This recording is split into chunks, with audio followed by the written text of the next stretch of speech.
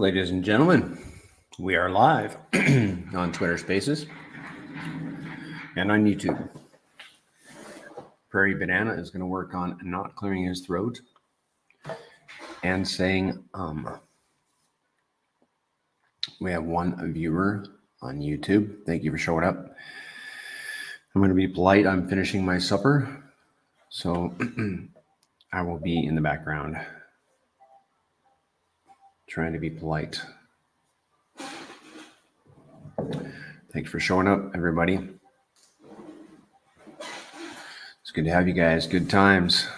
Good times now, good times ahead. I'm fond of the saying, these are the good old days.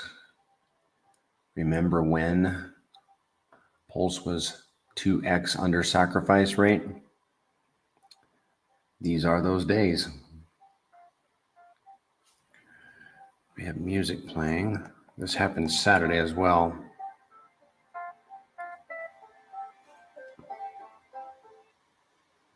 Well, my mic was on. You guys can hear me on YouTube, but for some reason on Twitter, it turned my mic off. So I actually have two mics, the one on my desk that you guys see, and then the mic on my phone. So it's next to impossible, really. Although not really. I could mute myself in two different places too, if I needed to.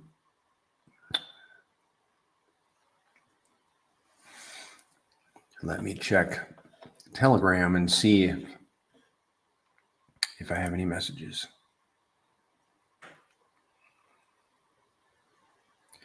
Because oddly, I don't see anybody on Twitter.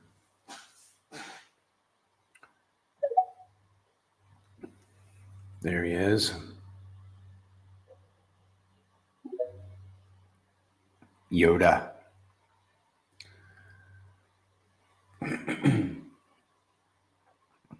Yoda, can you hear me? I hear you. Do you hear me? Yeah. You are. Give me a second. I'm going to post this link on my Twitter and stuff. So I'm going to be scrolling through for a little bit. Okay. Give me a minute. Sure. Good idea. I should do the same.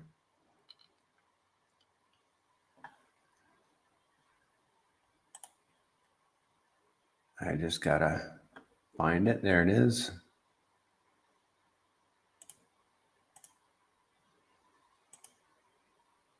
There we go.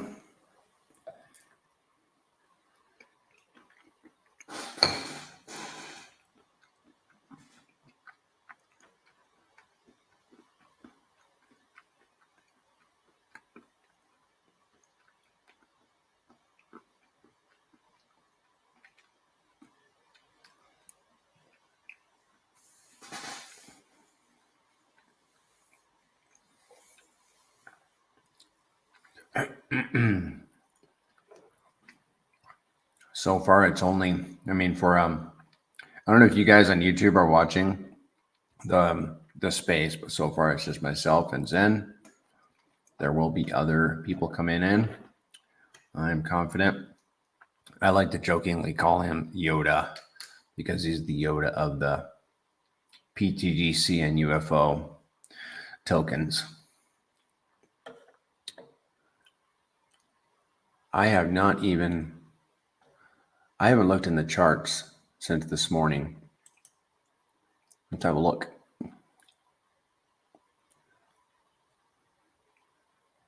What's been happening? We're just a fuzz below half sack rate on Pulse. Let's see, that's the 1 hour chart. Let's do a daily here.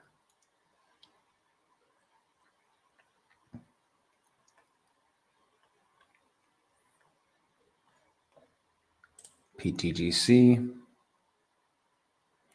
Wonder if the grays. No, he can speak. There is pTGC on the daily.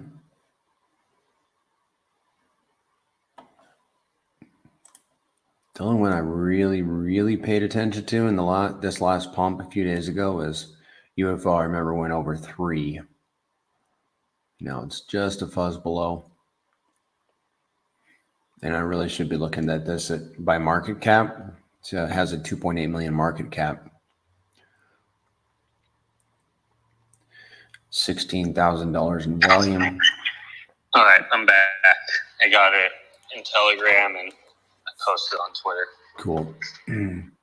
Thanks.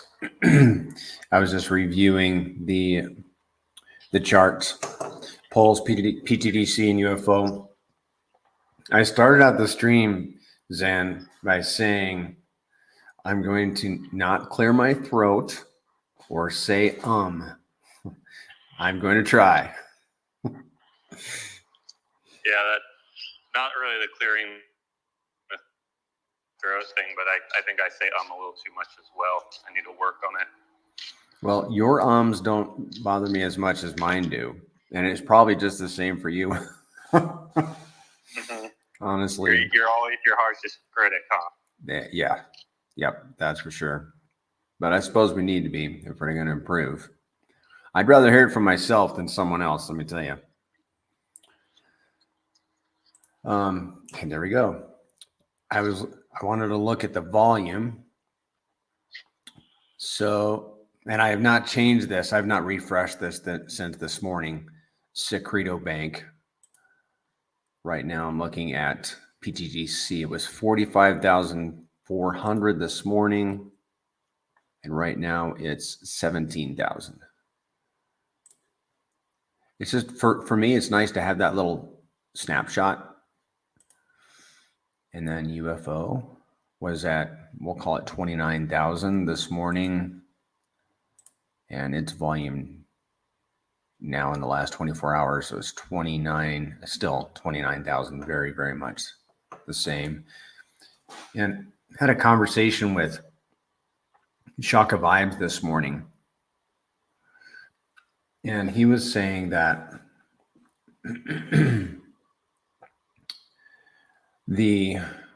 I'm trying to call the details. Something about, we have this unique thing happening in UFO, which is the PulseX auto router using our pools. He was saying that it's probably only going to be the larger purchases that are going to route through our pools. Something to the effect that even if it were the smaller purchases, it's almost just equivalent to a regular AMM bot transaction anyhow. Do you have any idea what he was talking about? I'm pretty sure that the auto router, even on smaller transactions, will use our pools if it's cost effectively too. I would have to type in a smaller transaction just to see where it's routing to see if we are getting used, and it kind of just depends on the opportunity that is currently there.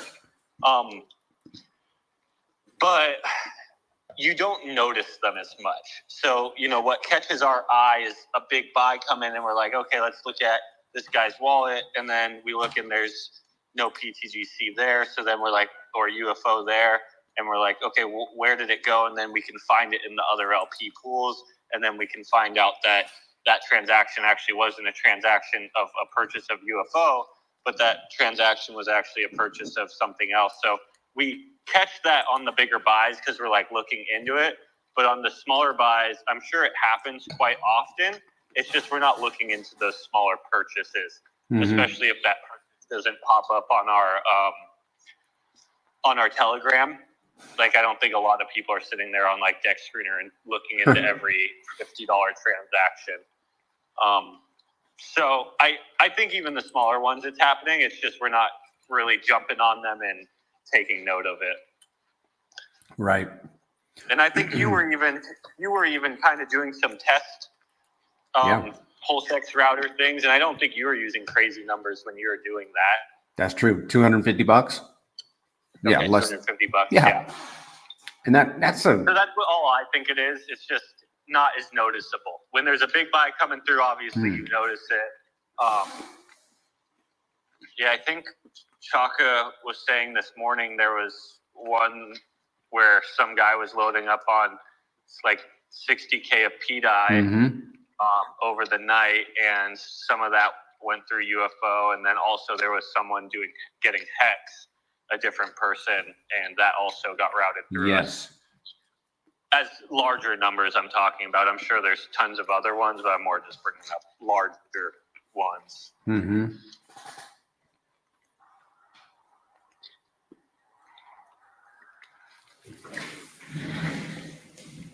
Have to remember to keep an eye on the people. I'm finishing my supper, but if anybody wants to speak, raise your hand and I will grant permission. Not that I wouldn't. What's your supper today? What's my supper today? Yeah. It was some delicious crock pot soup with beef broth. My wife and I ground the rest of our beef that we had in our freezer because we were out of burgers. We ground that yesterday, had bones left over. She made broth, soup, had that for supper, but I needed a little more, so I'm eating some yogurt.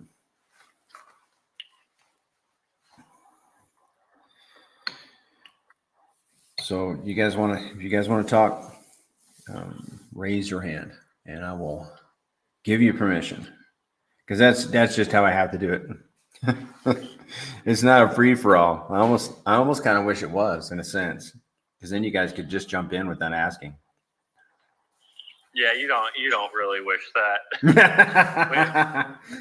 In a sense. When the bull run starts kicking off and there's a lot of people hopping on the PulseChain, and I believe there'll be a lot of people flowing into these Twitter spaces. I believe so. And yeah, you don't want everyone. You don't even have the option. You don't even have the option to have a free for all. They lock it down pretty good, and I'm sure it's for good reason, like you say. But yeah, these spaces are for the audience, and we were discussing earlier, and I want to tell you guys, I kind of wanted to wait until there's more people in here, but I might mention it again. But if you guys know anybody that you can ping for an interview, and Zen didn't know I was going to say that, but and also let's bring some fresh blood into the spaces too. I might reach out to some people, direct message some people this week and say, hey, we're holding a space. I'd love for you to show up, even if even if it's just for 5 minutes and you ask one question. It'd be cool to have some, like LaFrog. He's always in the chat. I've never heard his voice. It'd be cool to have him in there in the space. And there are other people. So, but if you know of anybody, join me and reach out. Let's ping some people and keep the spaces exciting. Yeah, definitely just, bringing people in. And I think the conversations are better when there's people asking questions and we get to educate people on specific things they have questions on, instead of us just giving the whole spiel of, elevator pitch from start to finish, or elevator pitch on whatever the topic of the day is. If someone brings up a specific question, we can help them with that specific question really in detail compared to like a vague overview of it. Yes. I love it when people, you can tell somebody's new or they need a little help with XYZ, I love it when people are asking those questions and we can help them. That's what we're here for. Because otherwise it's just a bunch of guys just, standing around patting each other's back, or like I said, like a continual pitch. And that's great. I love to hear the pitch. Even though I'm in, it reaffirms why I'm staying. But to mix it up with some Q&A is really good. Yeah, I have something a little bit more specifically that I was talking about with Mando the other day. And I think it's something that we should bring up and talk to everyone about, even though there's not too many people in this space, but maybe some people listen to the recording. Mm-hmm. But I wanted to talk about the providing of LP between pTGC and UFO and why that might not be the best decision. Just because I've kind of talked about this previously, but I keep seeing people talking about it. And it's everyone's own money. They can do whatever they want. I just kind of wanted to give some of the facts of what's going on when you do that, because maybe the people doing that don't fully understand what's happening when they do that. And then also I wanted to talk about when people trade back and forth from pTGC to UFO, because recently I've seen kind of people hop back and forth looking at transactions. And I just wanted to talk about that a little bit. It's, of course, everyone's money, and if they think they can make money doing those swings, I guess that's a good decision for them. But I just kind of wanted to talk about the fact of paying the fees and how when you pay those fees, it automatically kind of puts you more in the hole, and now you have to make back what you lost ultimately. That's going to be an important conversation for you to have, because I think there are some people that don't entirely perhaps understand the fee and what they're doing. Like when I first, pTGC was the first tax token I ever interacted with, and I got a huge bag. I have several wallets, and I like to distribute to minimize my risk. But I got this huge bag on one wallet, and I didn't realize that I should have purchased from my other wallets until it was too late. I was like, whoops. But now, and I learned over time how to interact with a tax token deliberately, so I don't have to pay the tax unnecessarily. Yeah, well, and a lot of tax tokens, that there's actually a lot of different ways the code can be written. So standard in crypto with mainly every other blockchain except what we're doing here on PulseChain is usually you can send the tax token to other wallets without incurring a fee, because how the standard of fee-based tokens was being written for a long time, and this was based on mainly Ethereum, you would put the fee to specific to LP pools, because it was standard for every tax token to come out. There would only be like 2 LP pools you would be going into. It'd be ETH, USDC, USDT, like DAI. That would be really it. There was never a thing of joining with all other altcoins. So in the code, you would actually list those specific pairs to have fees. So then any sends or any other liquidity pool, which there what these webs, you wouldn't get fees for sending and stuff like that. So I think that was something a lot of people were having a hard time understanding right when they got into this protocol, is they would start sending the tokens, and they didn't know that we had to have a fee on every transaction, because we can't list every LP pool physically possible on PulseChain. There's always new LP pools coming out. So by putting that on every transaction, no matter what LP pool is created, no matter what transaction happens on the blockchain, the fee always incurs. And that's important, because we don't want there to be liquidity pools that are feeless, because then people will just interact with those LP pools that are feeless and not the ones with fees, which isn't fair to the other people, ultimately. So, I guess that adds to the conversation of our token compared to other tokens on other blockchains, or comparatively, even a lot of tokens here on this blockchain. Like when pTGC was first developed, a lot of people tried to mimic the code with stuff that was already out. And a lot of people writing this code was using the same style of writing that they did on Ethereum, because they came from Ethereum to here, and they instantly got stumped because of this situation that you don't do it the same way to make the webs possible. So when they went to create their webs, only one of their pools was actually getting hit with the fee, and all the other pools were feeless, so their webs weren't working. Which I don't know if you knew that, Prairie. Great example of right at the beginning. Yeah, I didn't know that.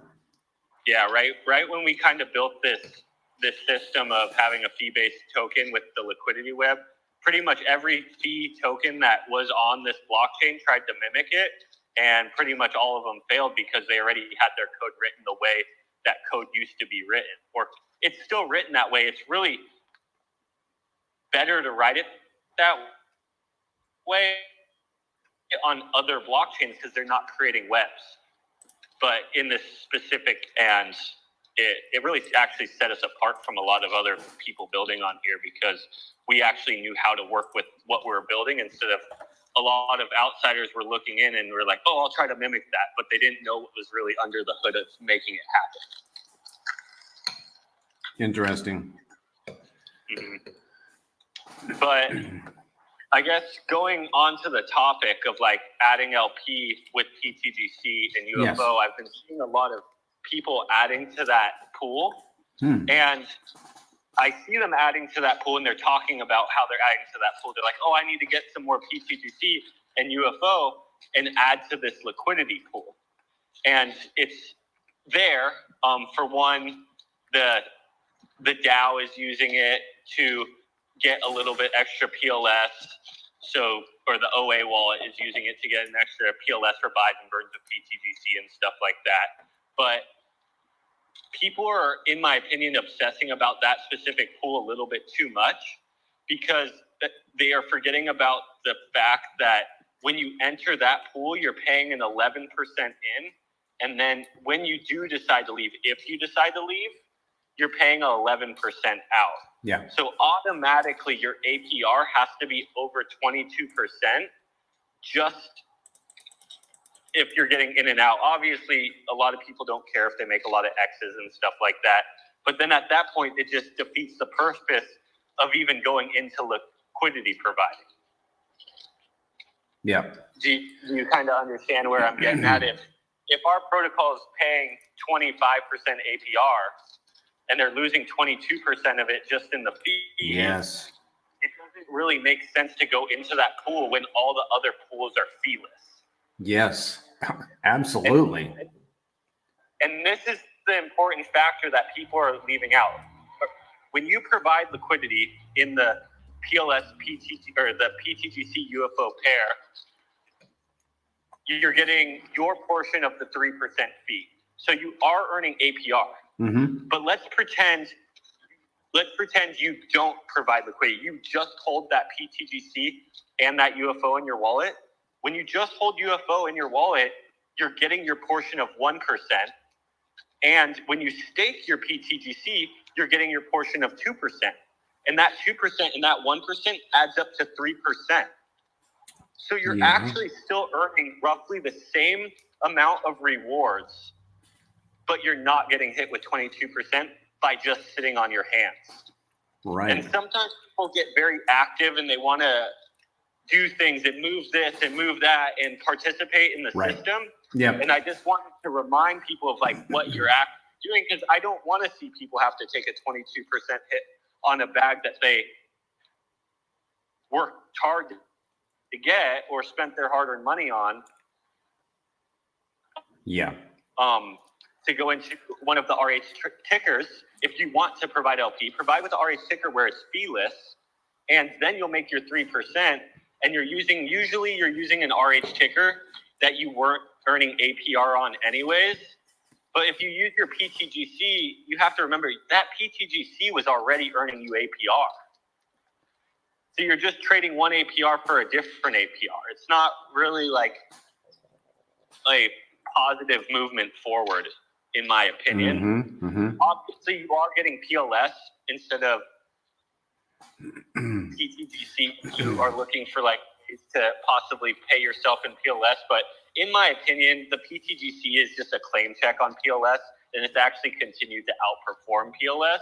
So decisions like that necessarily don't make too much sense. Right.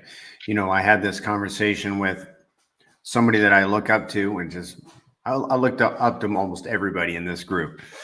But this gentleman, we were having this conversation about LPing pTGC. I mean, I already had the pTGC. I've got the UFO. Why don't I just pair them up? And And he was like, I'm just going to pair them up. I don't care how long it takes me to get to ROI. And well, I built a little calculator. And for those that are on the YouTube live stream, you can see the calculator that I built. Now, I'm embarrassed to say that I don't remember all the ins and outs of this calculator, but there's a link to a video where I explain it. So I guess I should watch the video myself, even though I created it.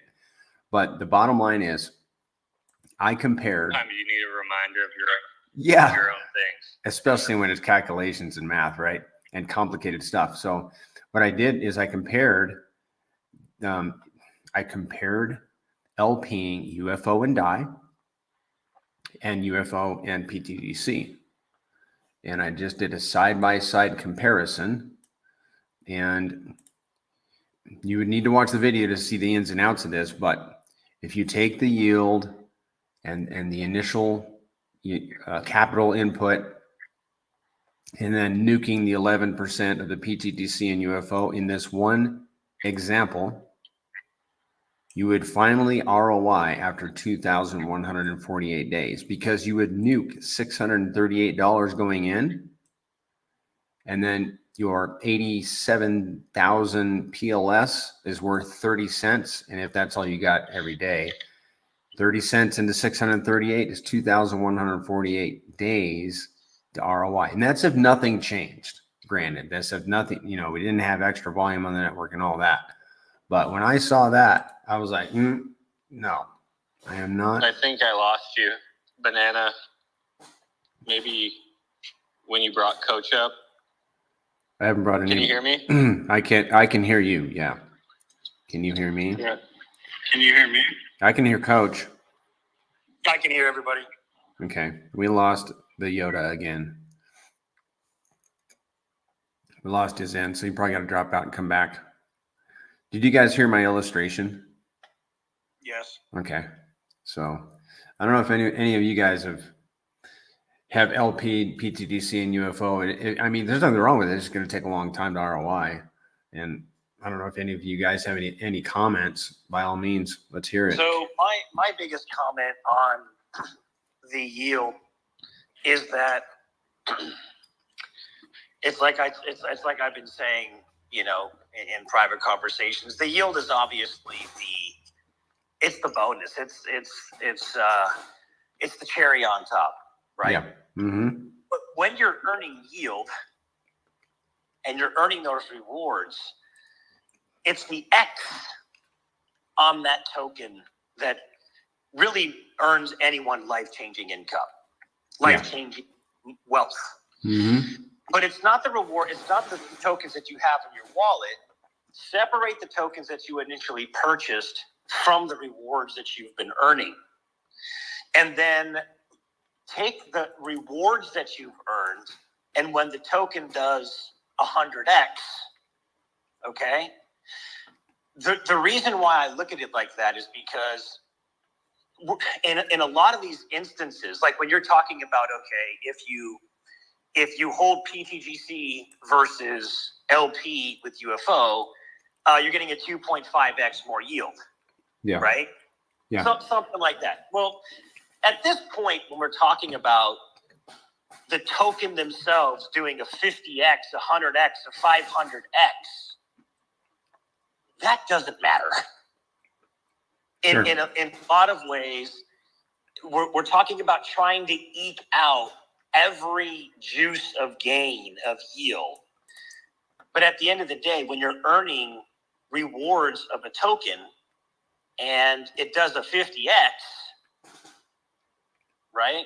Did you care more that your token that you were earning, your rewards did a 50x, or just that you got that nominal amount of yield? Yeah, I'm more excited about the X's. I mean, as far as the capital that I input, it's nice to see that grow. But the yield is, like you said, it's the cherry on top. It's like the X's on the yield that generates massive amounts of wealth. Sure.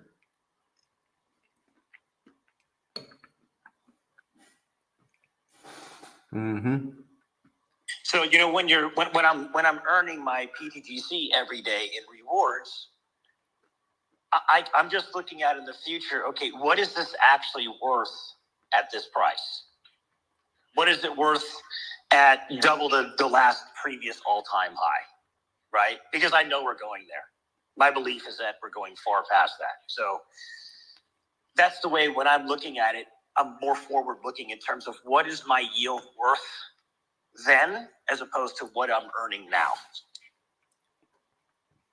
Yeah. You're thinking in the future. Well, if you don't, you undervalue the thing that you're earning.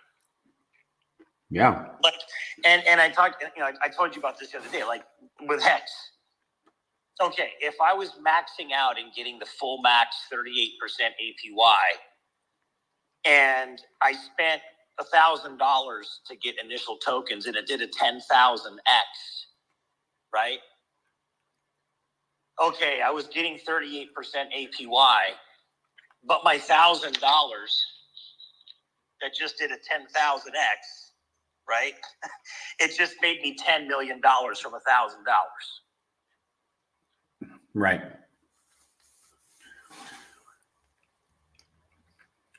So the yield was literally just the cherry. I mean, I could have cared less if I got the yield. I turned 1,000 into 10 million. Mm-hmm. The interesting part for me is the deflationary aspect of these protocols on top of the yield being generated not from inflation. That is a key factor. It is not from inflation. While the protocol is massively deflating, which is constantly raising up the price floor, and that's where you're going to get that X. Mm-hmm. Yeah, but I still think everyone is looking over the fact of when they provide the pTGC and UFO LP, they're trading that 3% with the 3% that they were receiving 10 days. They were already receiving 3% by holding UFO and pTGC, the 1% from UFO, the 2% from pTGC, and then they just traded it for a different form of 3%. But when they did that, they incurred a 22% hit on their back. And that's the important metric I don't think anyone's thinking about. Because I've talked about it, but I see people keep doing it. So I just wanted to bring it up again. Can you hear me? Unless someone wants to say, this is why we're doing this, and I'd love to hear a good rebuttal on that. I just don't see where it's really beneficial. And I'll actually bring up why I don't think it's super beneficial from a UFO standpoint too. Zen, can you hear Coach right now when he talks? No, I do not. I'll drop down again. No. You're fine. Let me drop down.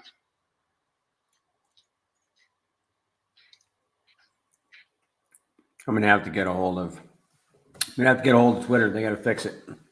Yeah, Twitter's been. I mean, it's been bugging on Spaces bad, like last couple of weeks. Yeah, I'll see if I can reach out because I know probably nobody does, but I do. I will. I'll make a note to do that. Awesome buy and burn today.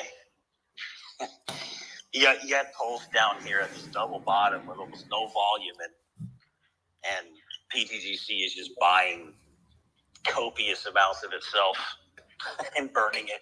Awesome. Mm-hmm. $5,000, 100 million Pulse buy and burn on pTGC today.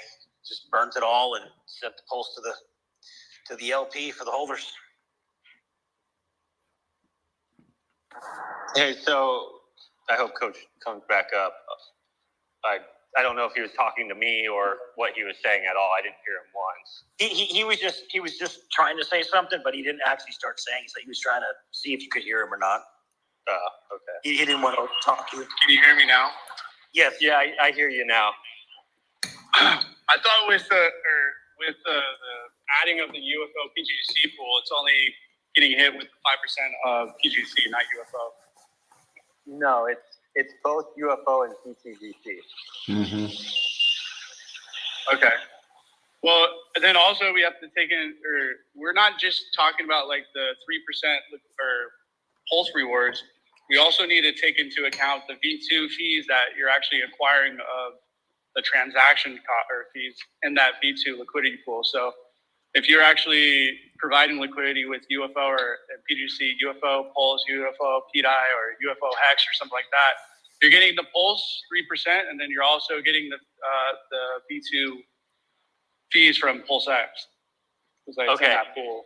Yeah, so I guess this kind of what you just said goes exactly to what the point I was trying to get is the pTGC UFO pair actually does very little volume from our bots. The only volume that really lands in that pair is from humans jumping that gap for the most part. If it's someone that has pTGC and wants UFO, or if it's someone that has UFO and wants pTGC. I don't have the computer in front of me right now. Maybe Prairie does. I bet you if you look at that LP pool right now, there's only like $100 in volume, unless it's a human jumping back. My point of this is when our community, am I somewhat right? $24. Okay.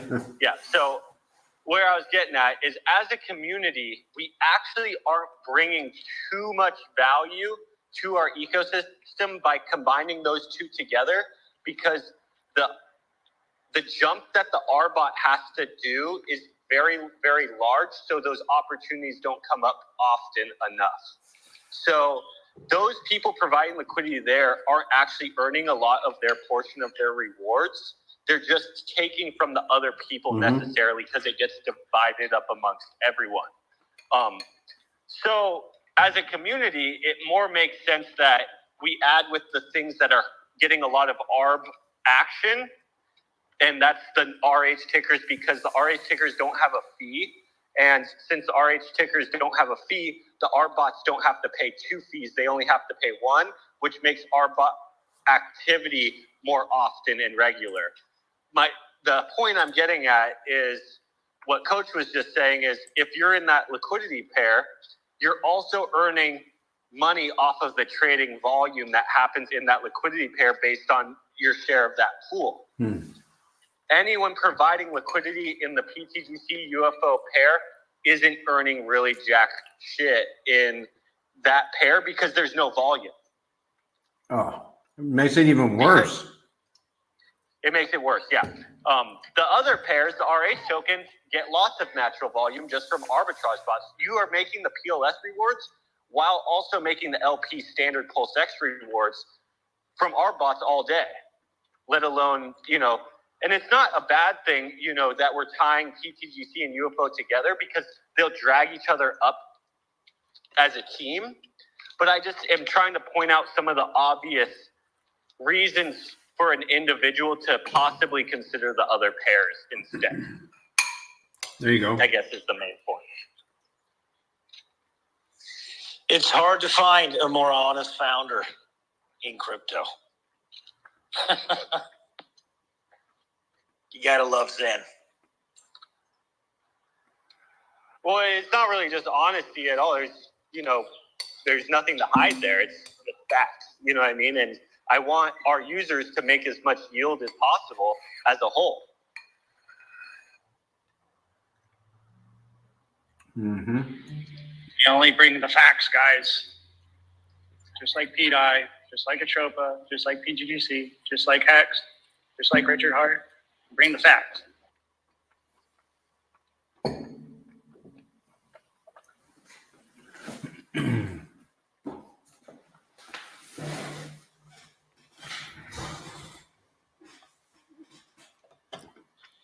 Okay. Yeah, then our next proposal is going to be coming out next week. I think it's like 76 million pulse. 76 or something. Yeah, I think Mando was touching base. If when I was out, that we did a 100 million pulse buy and burn today as well. Did I hear you say that, Mando? Mm-hmm. Yeah, you said that. Yeah, personally, I don't know of any other protocol in existence of smaller tokens on blockchains doing anything like that, really. Not like once or twice. Like, obviously, they do that to get attention here or there, but to consistently be doing stuff like that every week for the rest of the existence of the protocol is just unheard of to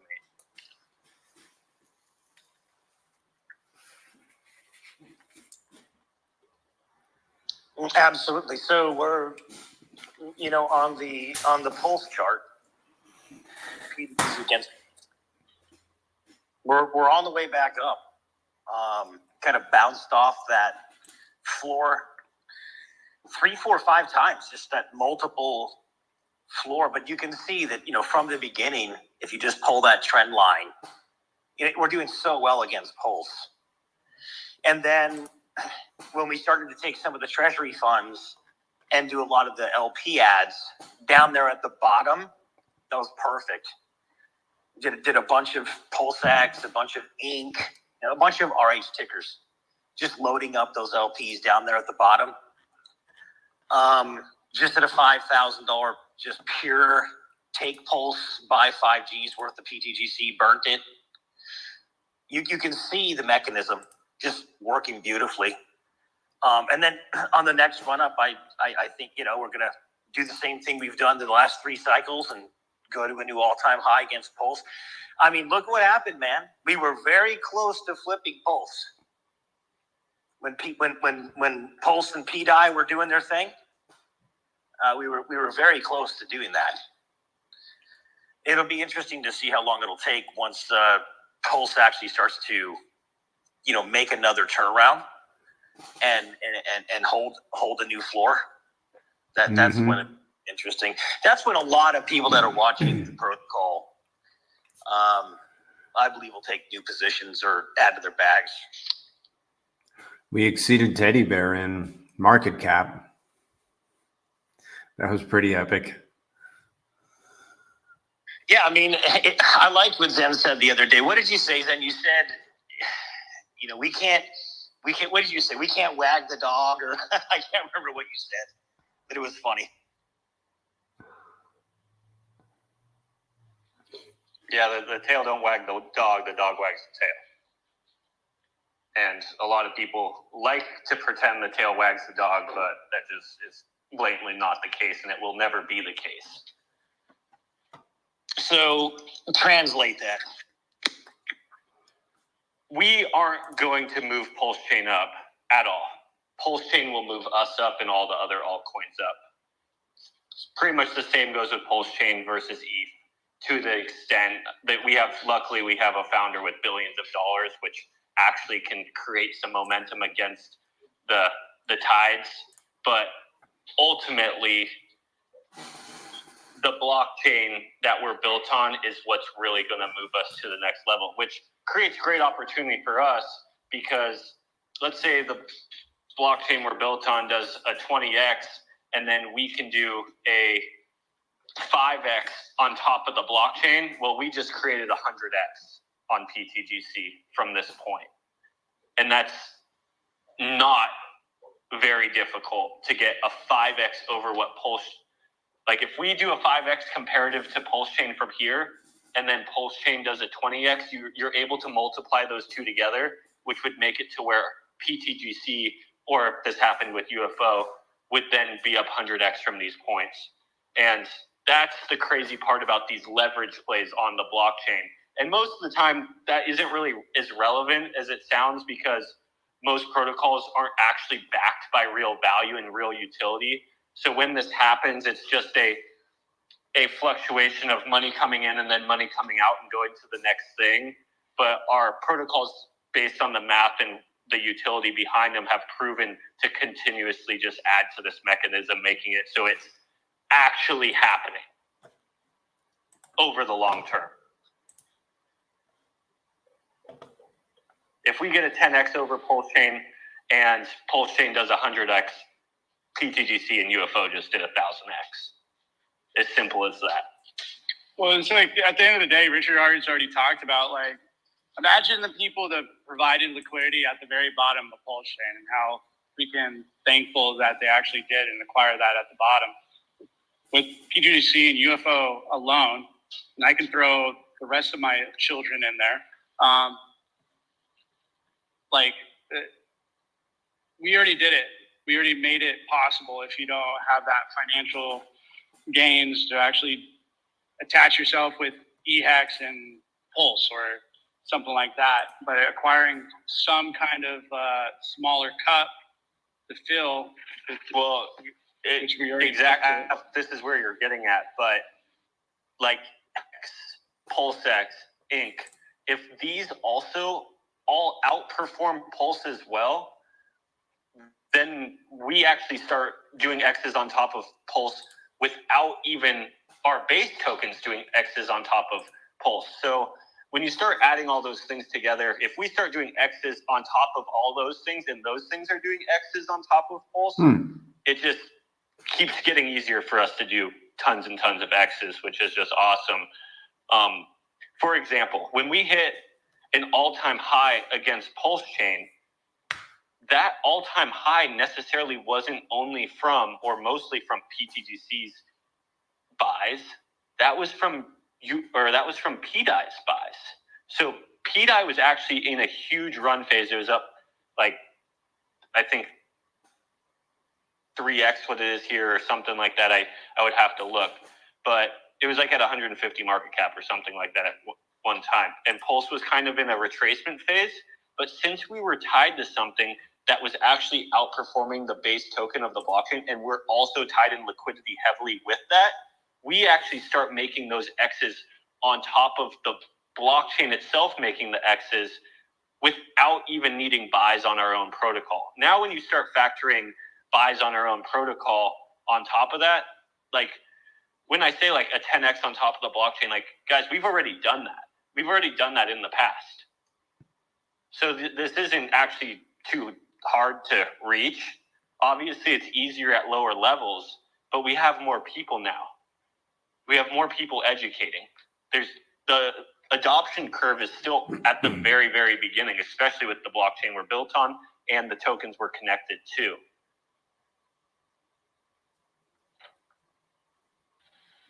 Yeah, the biggest thing is just like, just for example, I've talked about this on streams almost every single day. But like, it's just like, what's going to happen to the Pulse and pTGC pool if Pulse does a 50x? What's the price of this liquidity pool going to be? Oh, okay. So millions and millions of dollars. All right, let's look at this pDie pool. So if Pulse does a 50x, pDie pegs to $1. What's the price of this liquidity pool? Oh, it's going to be like $60 million in this liquidity pool. All right. If Teddy Bear is connected with pDie and pDie goes to $1, what's the price of this liquidity pool going to be? It's going to be more than 50x. So it's just like people just don't like. I feel like the learning curve is getting around, but it's just like with UFO and PulseX, pHex. It's just like the Pulse pool is going to be doing that X's, and then at the same time, the liquidity pool is what you're basically saying. I'm just like saying it again. PulseX liquidity pool does a 50x. pTGC also does runs with that PulseX rise of that liquidity pool. Same kind of theory when it comes to eHex. We'll say eHex goes back to all-time highs, 55 cents. Our liquidity pool will rise in theory to add on to the X's that we basically were going to do with Pulse. So it's just like, that's why when like Mando, everybody just talks about like how many X's can pTGC do it. pTGC and UFO are going to do mind-blowing type of numbers. And people are going to look back a year, 2 years from now, the same thing they look back at Hex before it went to its all-time high and just be like, oh, I should have bought more. Oh, I should have learned. Oh, maybe I should have listened to that annoying guy named Coach or something. You know what I mean? Yeah, because, you know, the reality is that this entire ecosystem is a bet on PulseChain. is a bet on Richard Hart. If PulseChain and RH tickers go on to be successful, our liquidity pools guarantee that the ecosystem explodes in value. Guarantees. You don't have to guess. You don't have to, And yes, like I said, it guarantees. Because you have protocol-owned liquidity and user-based liquidity that creates this massive web, and we're constantly adding to it. And if Pulse just does a 10x, if it just does a 10x, and we go on to do a 5x for pTGC, that's a 50x. But X doesn't matter if you don't have anything backing the value of the tokens, which is the problem in crypto, which is the freaking nemesis, Frugazi problem in crypto. These people launching these tokens with, hundreds of millions and billions of market cap with $1,000 of liquidity. I'm so sick and tired of seeing this shit.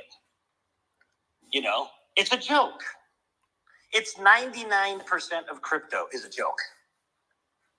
And that is why you have, people like sodas and people like it's like they hate on every single thing that comes out almost, and they just want you to buy RH things.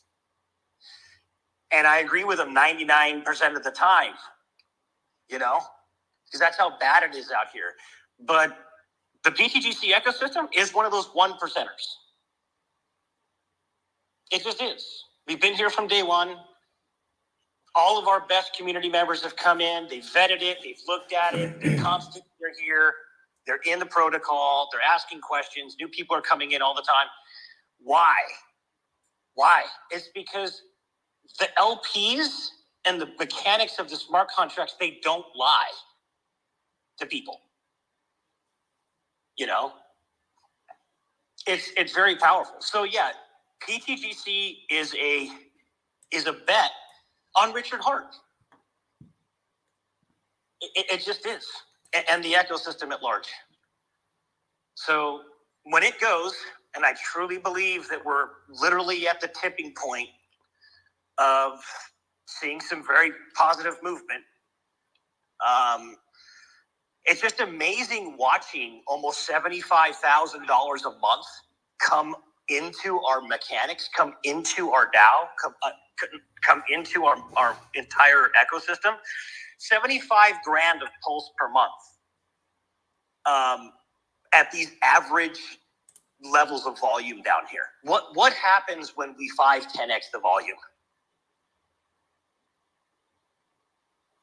Just basic fundamentals. No dog pony show bullshit. No hyping up anything.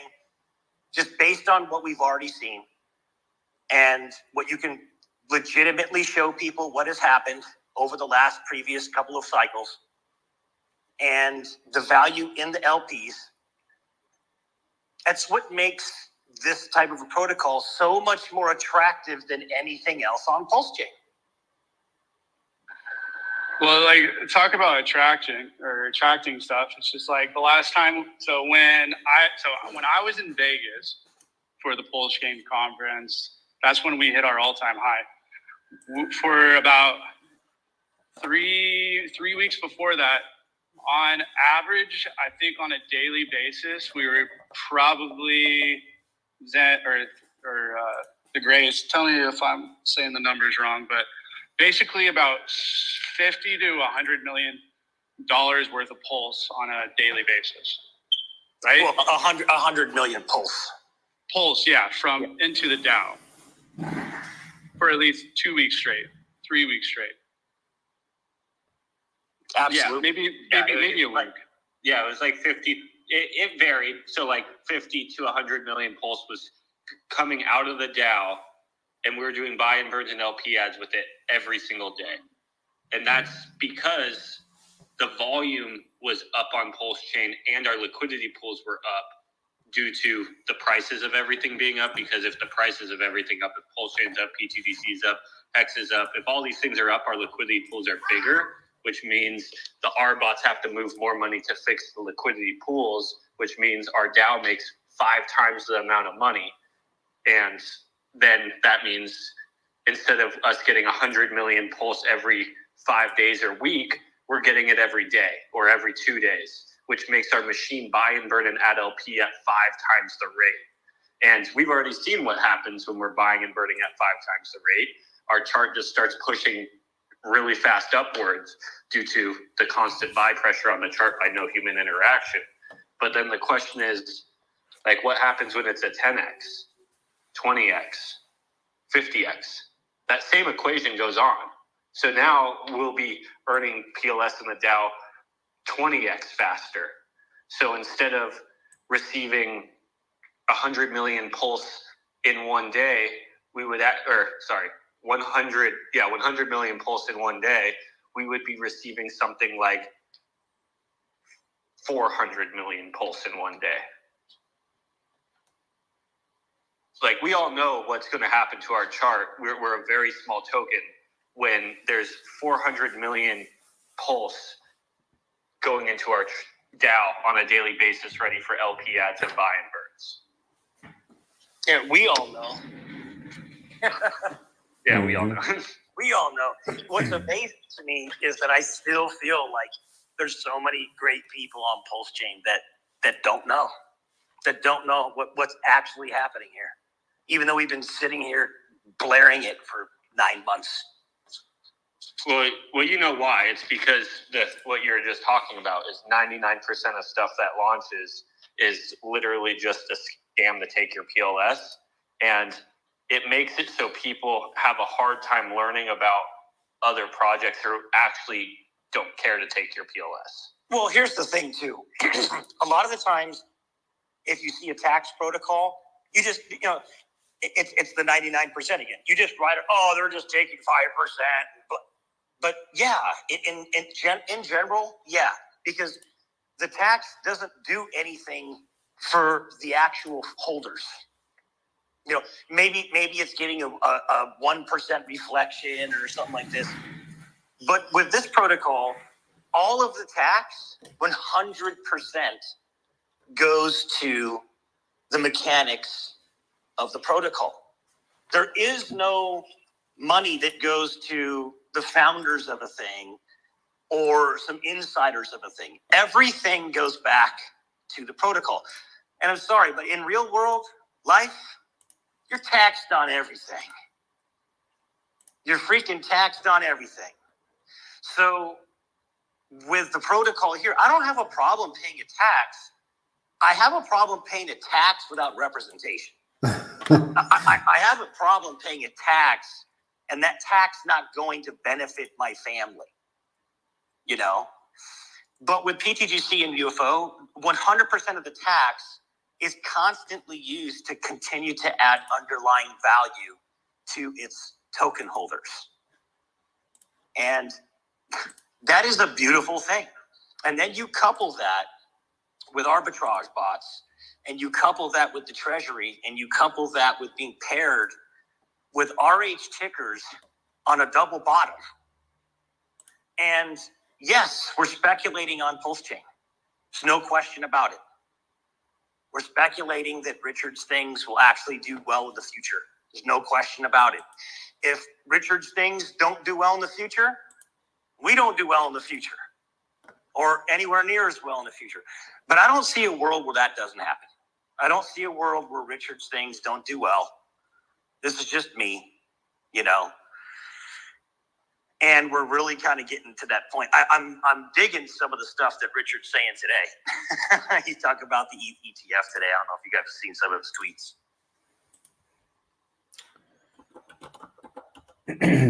I haven't been watching his tweets. I've been. What's kind of funny, Mando, is if RH tokens don't do well and you're in PulseChain, what do you still think would be the best protocol to be in? If your money's here, no matter what, like if you're in PulseChain speculating, I honestly think the math and mechanics behind pTGC is still even your best bet here. Well, that's why I took freaking hundreds of millions of PulseChain and swapped it for pTGC at the bottom, at the double bottom there. And when I was holding that VC, yeah. So like it already outperformed it. It crushed it on the way back up.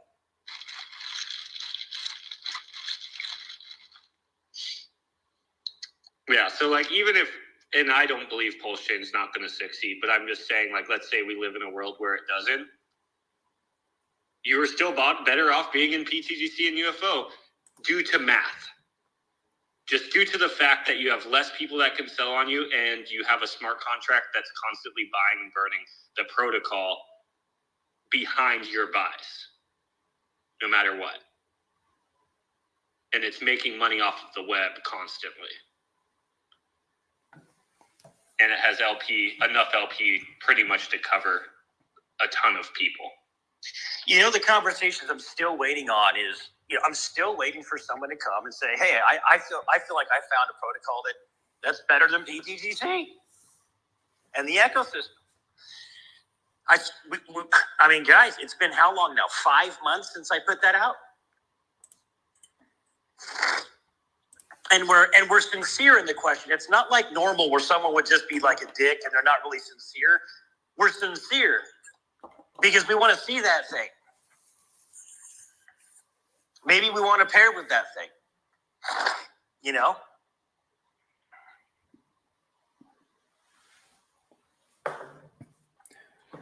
We should have had Brandon come up here. I don't know anybody on PulseChain today that did a $5,000 buy and burn on a double bottom. What is I think last week we did. I don't know how much we did last week, but the last 2 weeks, I mean, but we've just been slamming the LPs, just slamming them. Well, it's a collective effort. We probably put $25,000 into Inc. and to PulseX. Yeah. Another 5Gs today. These are like ghost buyers that buy and the coins can never come back again. It's like, you gotta love it. But that buy and burn today, Zen, I mean, if you look at the chart, you know, getting it up back to that kind of center area, that 65, 68 area, it wouldn't take much.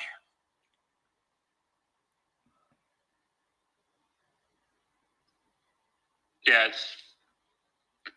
it's nice to see a chart that represents what the machine does.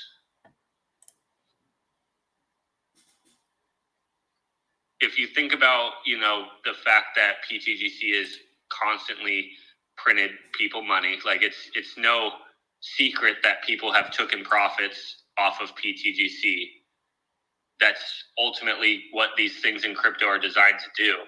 But what things can continue to produce profits for users while also continuing to move up in the right?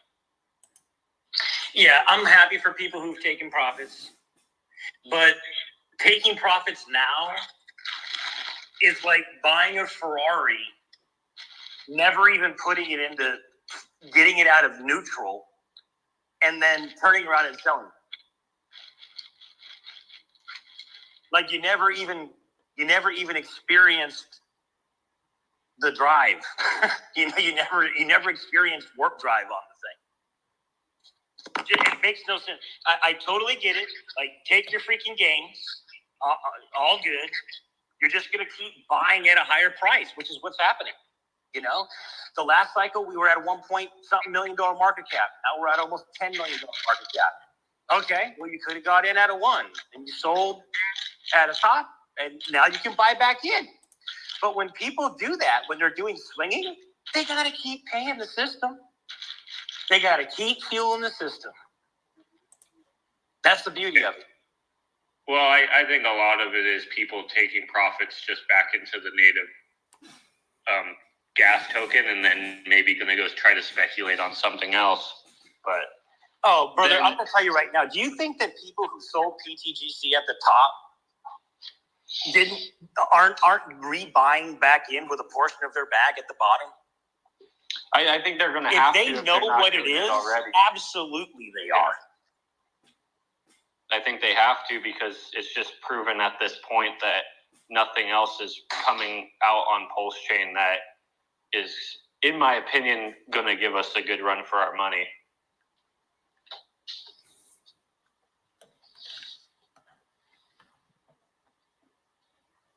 And the things that I do think will do fairly well with us, we're connected to.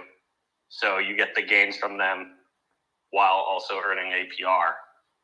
So you get the best of both worlds. Yeah, I think a lot of things will come out on PulseChain that make people money, meme-wise. But there's nothing like the Grace. Like it just there's just nothing like it. And I wish more people would come up.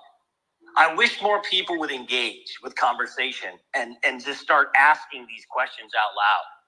Well, what do you mean by that? That's a pretty bold statement. Right? Well, sure. Well, definitely there's going to be people making tons of money on meme coins. Look at every other blockchain out there. That's majority of how anyone's making money is on meme coins. Really, it's probably 95% of anyone making money is meme coins. Mikey, I added you as a speaker. There's someone else speaking, Mando, that I can't hear. No, you're good. I cut you off rudely. I saw Mike come up, and I'm like, "Oh, we got somebody. Let's let him talk." Oh yeah, he can go. What's up, Mike? You got some thoughts? G? You're muted, Mike.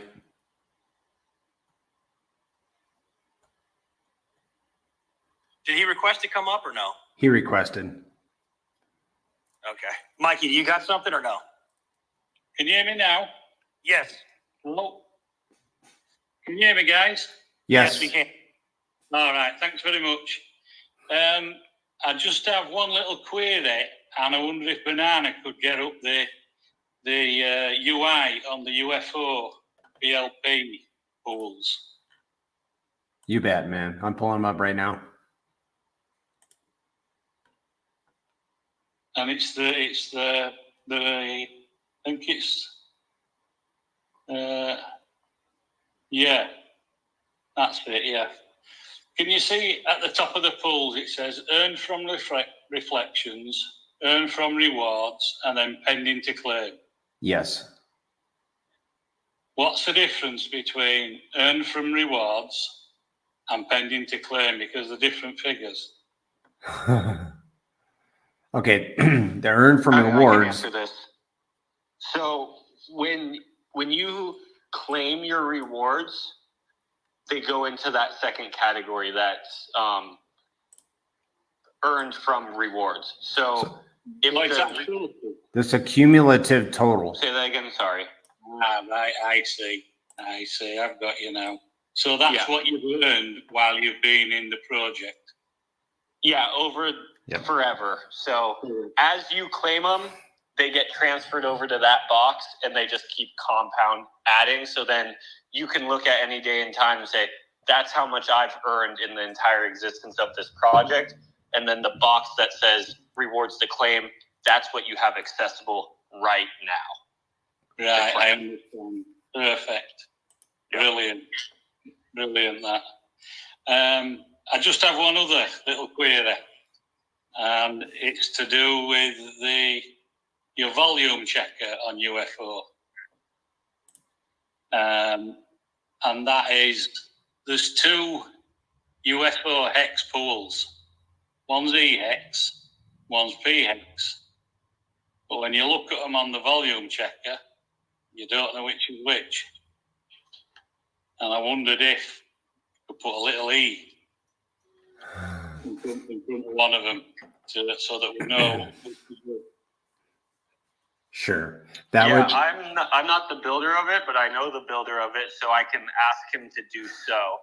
I know that a lot of that information just auto-populates from Dex tools or Dex Screener. So it might be because Dex Screener doesn't different or show the difference between them. So, but I'm sure he can add something in that helps with that. Yeah, I mean, it might go back to where you've just been, Banana, on the UI, on the UFO UI. It actually says hex on them too. You see, if you say it says UFO, it says UFO. It's not until you click into them that you know which is from Ethereum and which isn't. Oh yeah, he's saying it's the same way on the. If it's picking it up from there, it might do it. I mean, I don't know. I'm just a peanut brain. I'm just voicing what I see. Yeah, and with that too, even if one has a lot more than the other, I mean, as long as you're in an LP, it doesn't matter what LP you're in. You're earning rewards based on your locked-in share rate with UFO. I know, but you want to know which one you're in, don't you? Okay, so if we can assume that under the tab, if you're watching my screen, as it seems you are, if you click on UFO liquidity pools, there we can see which hex it is, because the one at the bottom is hex from Ethereum. Yeah. So it stands to reason that on the next tab, UFO PLP rewards, that this one here, the one down below, would be the hex from Ethereum. If they're in the same order, you see. Yeah, but you could never be sure, could you? That's correct. Yep. So that's a good point. I mean, if you've got an LP in it, which I have, then I know which is which because of my LP, because I'm providing liquidity in it. So I know. But if you're just new to it, and you come on and you think, well, which is which, you don't know, and there's no address or anything that you can pick up to go and check it. Yeah. Zen, what part of the UI are we looking at here? We're in the UFO token. It's not any part of the UI, Mando. It's this website that one of our community members built. No. That is a volume and liquidity tracker, and you just open the website and click pTGC or UFO, and it just automatically gives you the total. No, sorry, guys. It's like a random link. I can send it to you, though. Yeah, I forget that the guys on Twitter need me to narrate more clearly what we're doing. So I'm gonna dig through my chat real quick, Mando, and send it to you.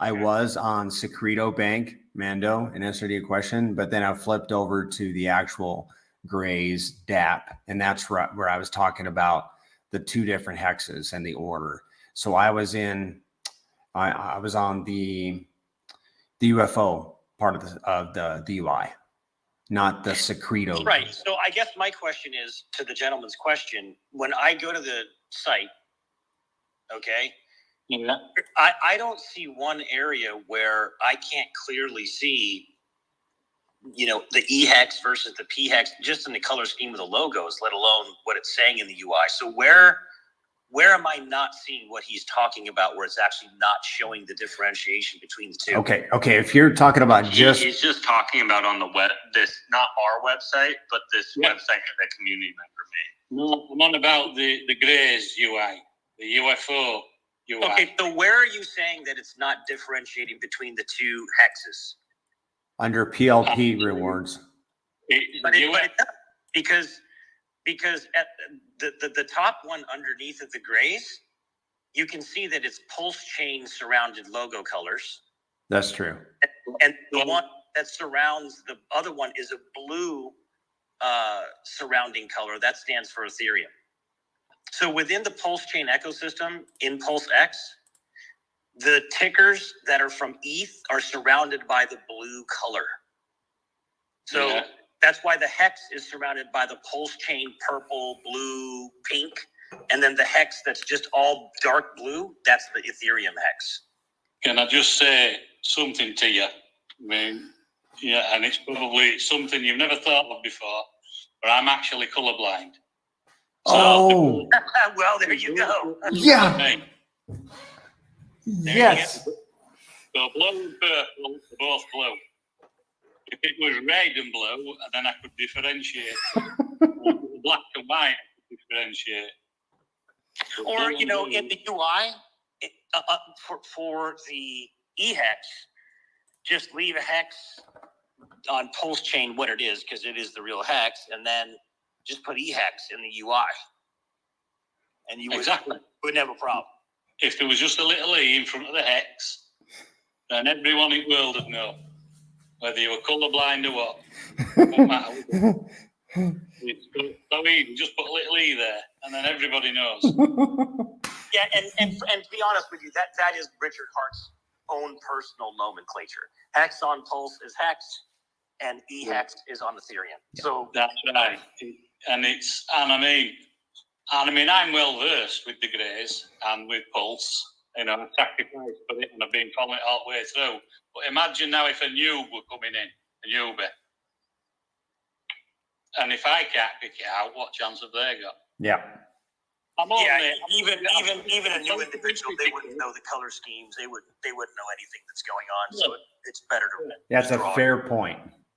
I'm sorry to be critical. I'm just pointing out what I see. That's all. Absolutely. I'm glad you brought that up. You're a Brit, man, and that's your job, bro. You know that. Yeah, and I've stayed up late for this stream. I used to run a precious metals company with some friends, and we used to go to London and Birmingham and a ton of friends out there, and they were always the critical ones that turned out all the details, man. You know. Yeah.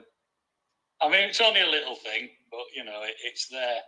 And but no, I think the Greys currency, the whole ecosystem, and especially now you've added this UFO, I think it's the golden goose.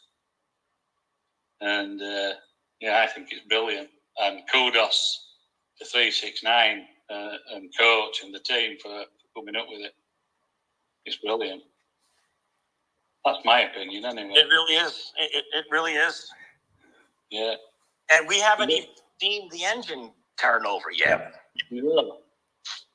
It almost seems too good to be true. And I hope I'm not jinxing it when I say that. But, I mean, don't get me wrong. As an Englishman, it's difficult to get into because of the taxes. But once you're in, then you start feeling the benefits. There you go. Mm. Well, here's the one thing I tell people with the taxes. Is whatever you paid in taxes, how long will it take you to recoup that portion of your capital after your rewards do X's? Right? So you're earning these rewards, you're earning these rewards. Yeah. And at what is the breaking point? What is the tipping point where what you lost is returned to you because the amount of rewards that you were earning all of a sudden did a 5-10x? Yeah, but that hasn't happened yet, has it? It's definitely happened for many people. It just depends on when you've gotten in. Well, I got in fairly early, but you know, I've been DCAing in and improving my position, and I'm up to a shark position at the moment. That's about as far as I can get because I'm out of dry powder now. Yeah, but you know, just imagine every pTGC token that you're earning daily, you know, does a 10x, does a 20x. Yeah, that'd be great. Yeah. Yeah, I mean, and that's what I'm hoping for. I see the pTGC and UFO as, well, more pTGC as leverage on Pulse. And if Pulse, like you were saying, if Pulse does a 10x, I think pTGC could, well, if it did that could do at least 50x to 100x. Based on Pulse doing a 10x. That's my thoughts. Yeah, so we were talking just last night, Zen and I, and just a very nominal conservative 10x on Pulse, right? And pTGC does a 5x on top of that. Yeah. And you have a 50x. It's a 50x. That's just a 10x on Pulse. Yeah. So And then you'll be thinking, so at a 10x, at a 50x, I believe each billion pTGC, I believe it was, unless I was calculating at 100x, but I believe it was $1.4 million per 1 billion tokens. blimey. 1.4 million dollars per 1 billion at a 50x. That'd be nice, wouldn't it? Well, if PulseChain doesn't do a 10x, Richard's in trouble. I mean, Yeah. the flop. 100x minimum. I mean, I just don't see a world where PulseChain doesn't do a 10x, dude. I'm sorry. So how do you see it doing the 10x? Oh, that doesn't matter. Is it like the Ethereum that's from the Stack wallet when ETH? No, yes, it's obviously a combination of the overall market sentiment. It's a combination of, potential stuff going on with the SEC. It's a combination of thinning out liquidity. It's a combination of Ethereum going to 6, 8, 10, 12,000 per token, and there's entities that have hundreds of thousands of ETH that really likes PulseChain. Yeah. It's a combination of people like to buy green candles and not red candles. Exactly. Yeah. There's no person who is faithful to one blockchain. I went to BNB, I went to AVAX, I went to Sol, I went to Base. I'm going everywhere. Anywhere there's volume, anywhere there's money to be made, right? And then most humans kind of have a home base in their soul of like kind of the one they philosophically like the best. Yeah. Can agree with that. It's always been PulseChain, right? It was Ethereum, then it was PulseChain. So now you have people that are coming back over the bridges because they see, PulseChain's where the momentum is now. Yeah. Well, what I'm getting at is, to get that momentum, do you think it'll be Richard that's putting the money in? Or do you think it will be mass adoption that puts the money in? Or do you think there's another way? I like Winston Churchill's quote. The best way to know the future is to study the past. Yeah, that's a good quote. Well, so you don't have an opinion on it? I do, but I don't like to talk about that. Why not? That's what we're here for. Yeah, I know. I personally don't like to talk about, SAC wallets, because I truly think that it's over talked about and it doesn't fucking matter. I think that when we have big influencers, anytime a SAC wallet or a daughter wallet makes a move, it's like they turn into forensic audit companies. And guys, let the mystery just remain a mystery. Let the market do what it's going to do. But we saw in December, let's talk about it. In December, Richard came out just before Christmas and gave us a Christmas present. And it was an hour and 45-minute long, hi, how you doing? Love everybody video, talked about everything. And then right after that, what happened? That's me too. $17 million came in over the bridge and pumped the system. And what was basically like overnight to just over 3 zeros and a 2, allowed a lot of people who wanted to get out in profits. Yeah. And it just allowed it to every week come down, people getting out, weak hands getting out, and allowing a double bottom. That's only $17 million. Yeah. Okay?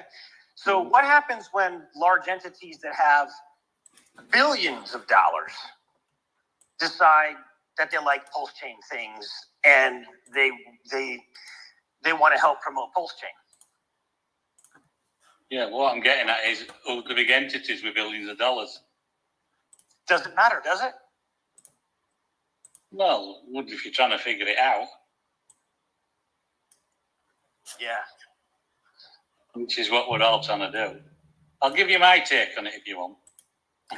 I know your take. I can tell just by what you're saying. What's my take? Well, this is something. Sack Daddy is going to bridge in all the sacrifice funds and pump us to the moon. No, that's not my take. I think that might happen. That'll happen at some stage. But that isn't my take. Is how we'll start bringing the masses in. My take, my theory, whether it's right or wrong, I don't know. I'll have to wait and see. Is around the Atropa ecosystem, and PDI going to $1.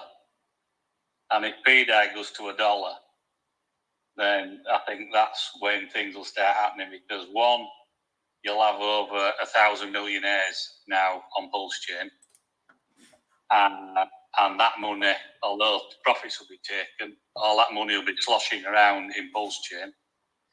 Two, it'll be green candles, so that'll raise eyes from other chains to come across. And three, the first ever decentralized stablecoin in the whole of the crypto space. It'll be like world news within the crypto space. It's like, everyone will. So do you think that that the Tropa can take PDI to $1 without PulseChain making a move? Without Richard making a move? Without PulseChain going to new all-time highs? No, I'm not saying that. Okay. I'm not saying that. But I think my feeling is Richard connected to PDI, should I say. Yeah, but the dev said that he's not, unless he's lying. He didn't say he's not. Well, he did in so many words. He said he's never talked. Yeah, he said he's never talked. It's like, have you ever met him? Have you spoken to him? And says, no, I haven't spoken to him. But again, you don't have to. He didn't have to tell the truth about that. Like, it's none of your business. No, I haven't talked to him. Yeah. I think we're lucky to have James as a developer. He's obviously somebody exceptional at what he does. And the fact that he's on PulseChain is bullish to me. And that he's created this huge ecosystem that most of PulseChain now is starting to copy. So that's my theory, that if PDI goes to $1, then the MakerDAO contract might get cranked up again, get switched on, should we say, and then that'll start generating income. That income will then all come into it's already on PulseChain, but it'll start pumping stuff, because Richard will be able to do things then. But he's the biggest holder of DAI and PDI. And that doesn't even include the SAC wallet being bridged in. I mean, that'll be like phase 2. So that's just my take on it. Whether it's right or wrong, I don't know. But that's why I just wanted to ask other people's opinions and what they thought. Yeah, so we're like a 450x away from PDI hitting $1. Yeah. And I think our pTGC pool is around 100 and I think the pool for PDI, for pTGC and DAI, it's about how much PDI is in there? Let me look. It's $150,000. Yeah, it's about 75 grand. So you're talking $75,000 worth of PDI times the 450x. That's $34 million just on the PDI side of liquidity in that one pair.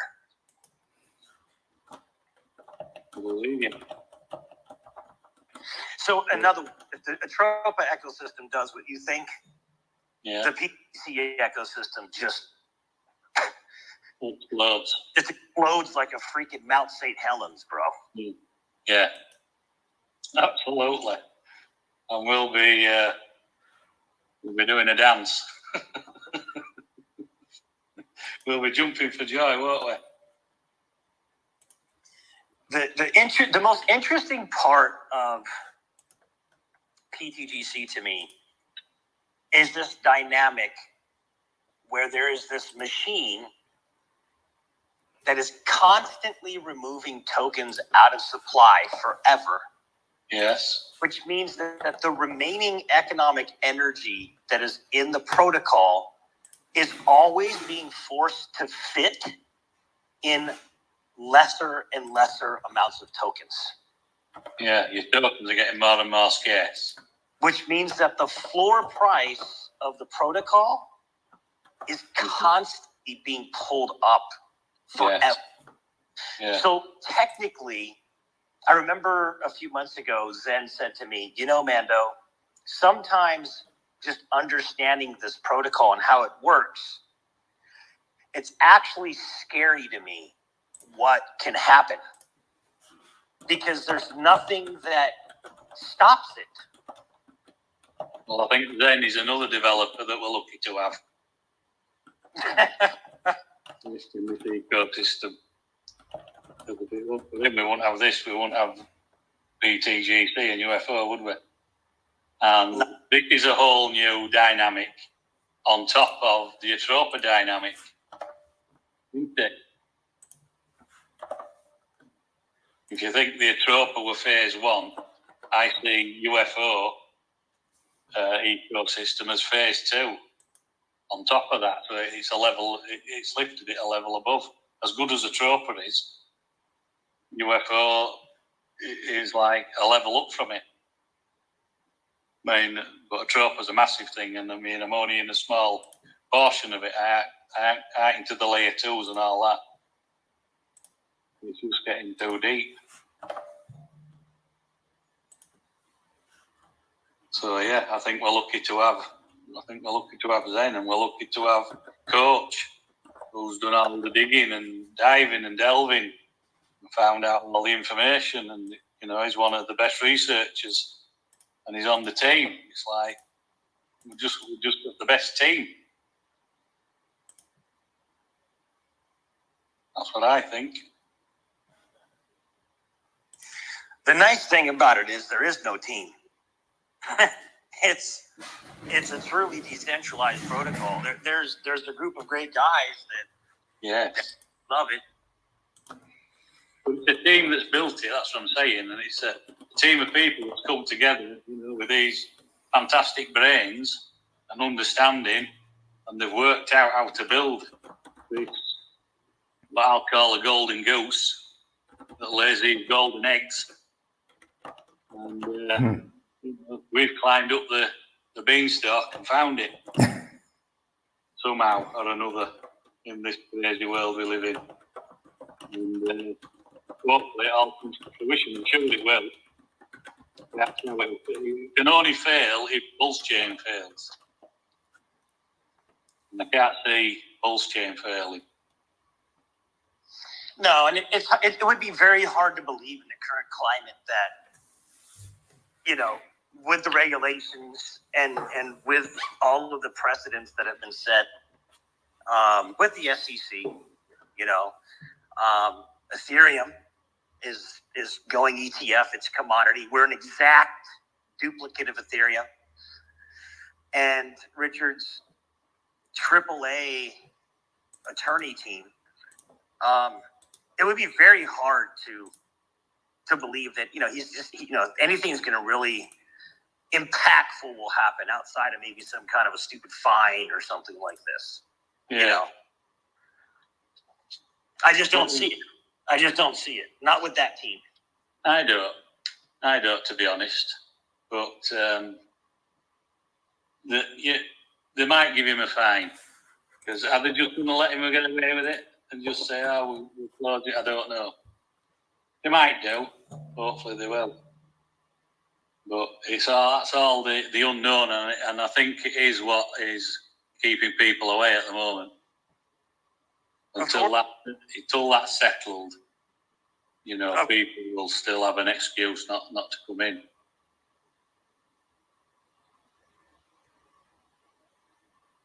So we'll have to wait and see. But we've waited a long time, man. We've waited a long time. We deserve a bit of something now, don't we? Yeah, I don't think there's much more time left to wait. Obviously, if you look at Richard's tweets. Yep. I know. But yeah, I'll touch on that a little bit. I feel we've bottomed now, don't you? Yeah, I was holding VCs in the TG on the day we bottomed and telling everybody we bottomed. This is a double bottom right here. And I was actually looking at the Pulse pTGC chart. I actually was not going off of the Pulse chart. I was going off of the Pulse, the pTGC against Pulse chart. Just because I know the heartbeat of it so well, and I could just tell it was bottomed, And yeah, it's look, man. The last time we went down there, it was a big SEC scare. Yes. And then Richard got on and said, "Hey guys, I'm here. Happy, Merry Christmas." 3 zeros and a 2 in like no time at all. But there's still way too much time left in the cycle to pump that shit. And the economic capital behind this thing, it's not its time. So hindsight's 20/20 for a lot of people. Like, if I'm Richard, just as a hypothetical, if I'm Richard and I like to buy Richard things, and I've got $700 million of ETH, do I want to dump $700 million of ETH at 3,000 or 12,000 or on the way up? 14,000. Yeah, or 5,000. Or do I want to start a momentum play, a shift in the momentum, when I know that this bag here will greatly benefit the community and the blockchain more if we wait a little longer? It's common sense, dude. You're dead right. It's common sense. Yeah. Hey, Mikey, can I kind of add something to, you're talking about the Tropa Dev and kind of all that kind of stuff? Yeah. Imagine being able to mint thousands of millionaires I can hear you, Gray. with money that's not even yours. Mando. Sorry. Zen was I should talking. put it this way. With money that's yours, but He can't hear you either didn't of do us. anything to get it. You know what I'm saying? In the grand scheme of things. And so imagine having that and then not doing anything. You'd be the laughing stock of crypto for the rest of your whole life, bro. Like, you would never be able to show your head anywhere. What was that? I didn't quite catch that. Nah, I'll just leave it at that. Zen, Anyone else? Yeah, Zen, you wanted to say something? Mando, can you hear me?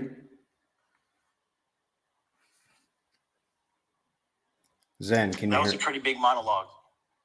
I'm going to mute myself out for a few.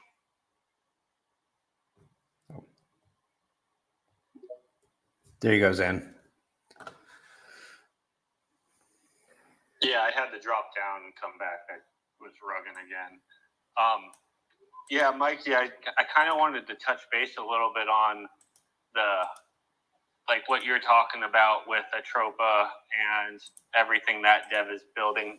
Obviously, that dev, in my opinion, was quite a bit ahead of his time of here on PulseChain. He had a plan and he executed it perfectly, which shows the intelligence that guy has.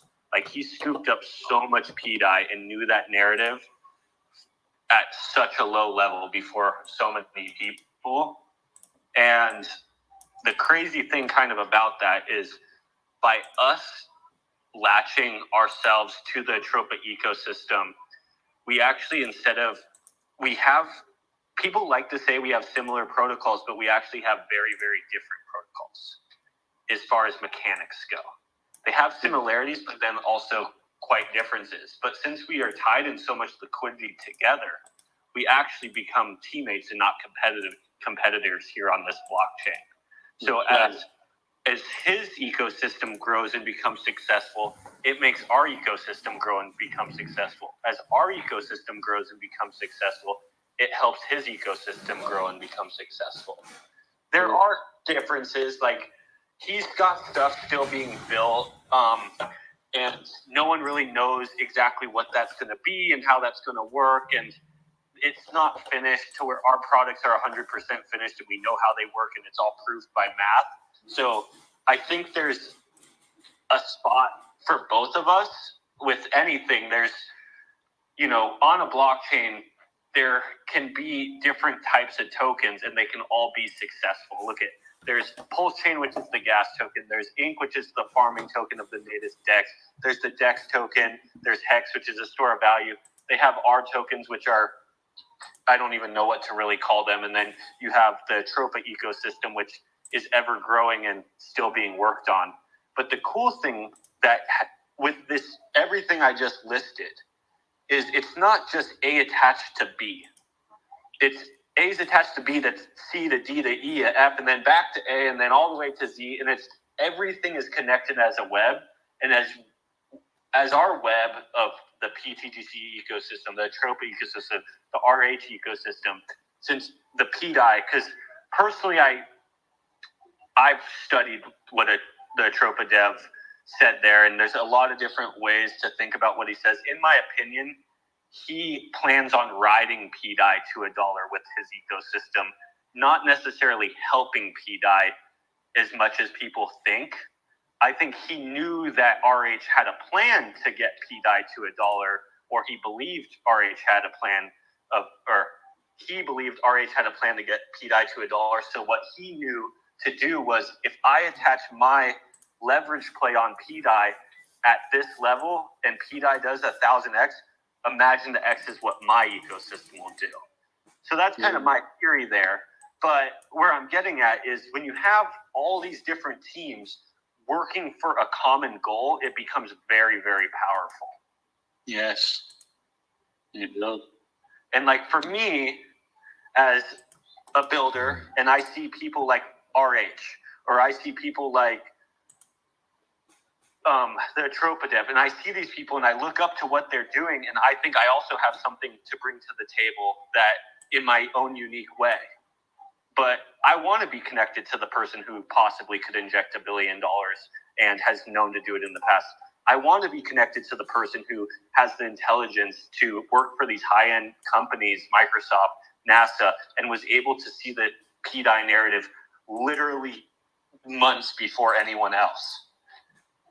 It makes perfect sense to be on their team, not against them.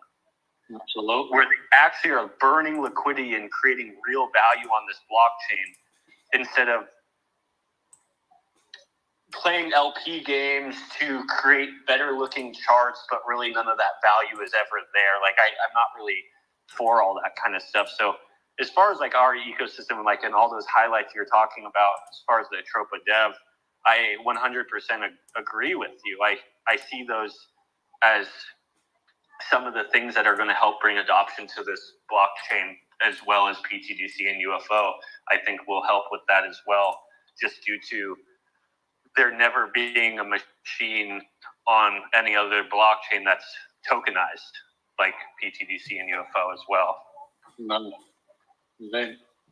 And like I said, for me, I ain't got big bags, but so it was difficult to get into.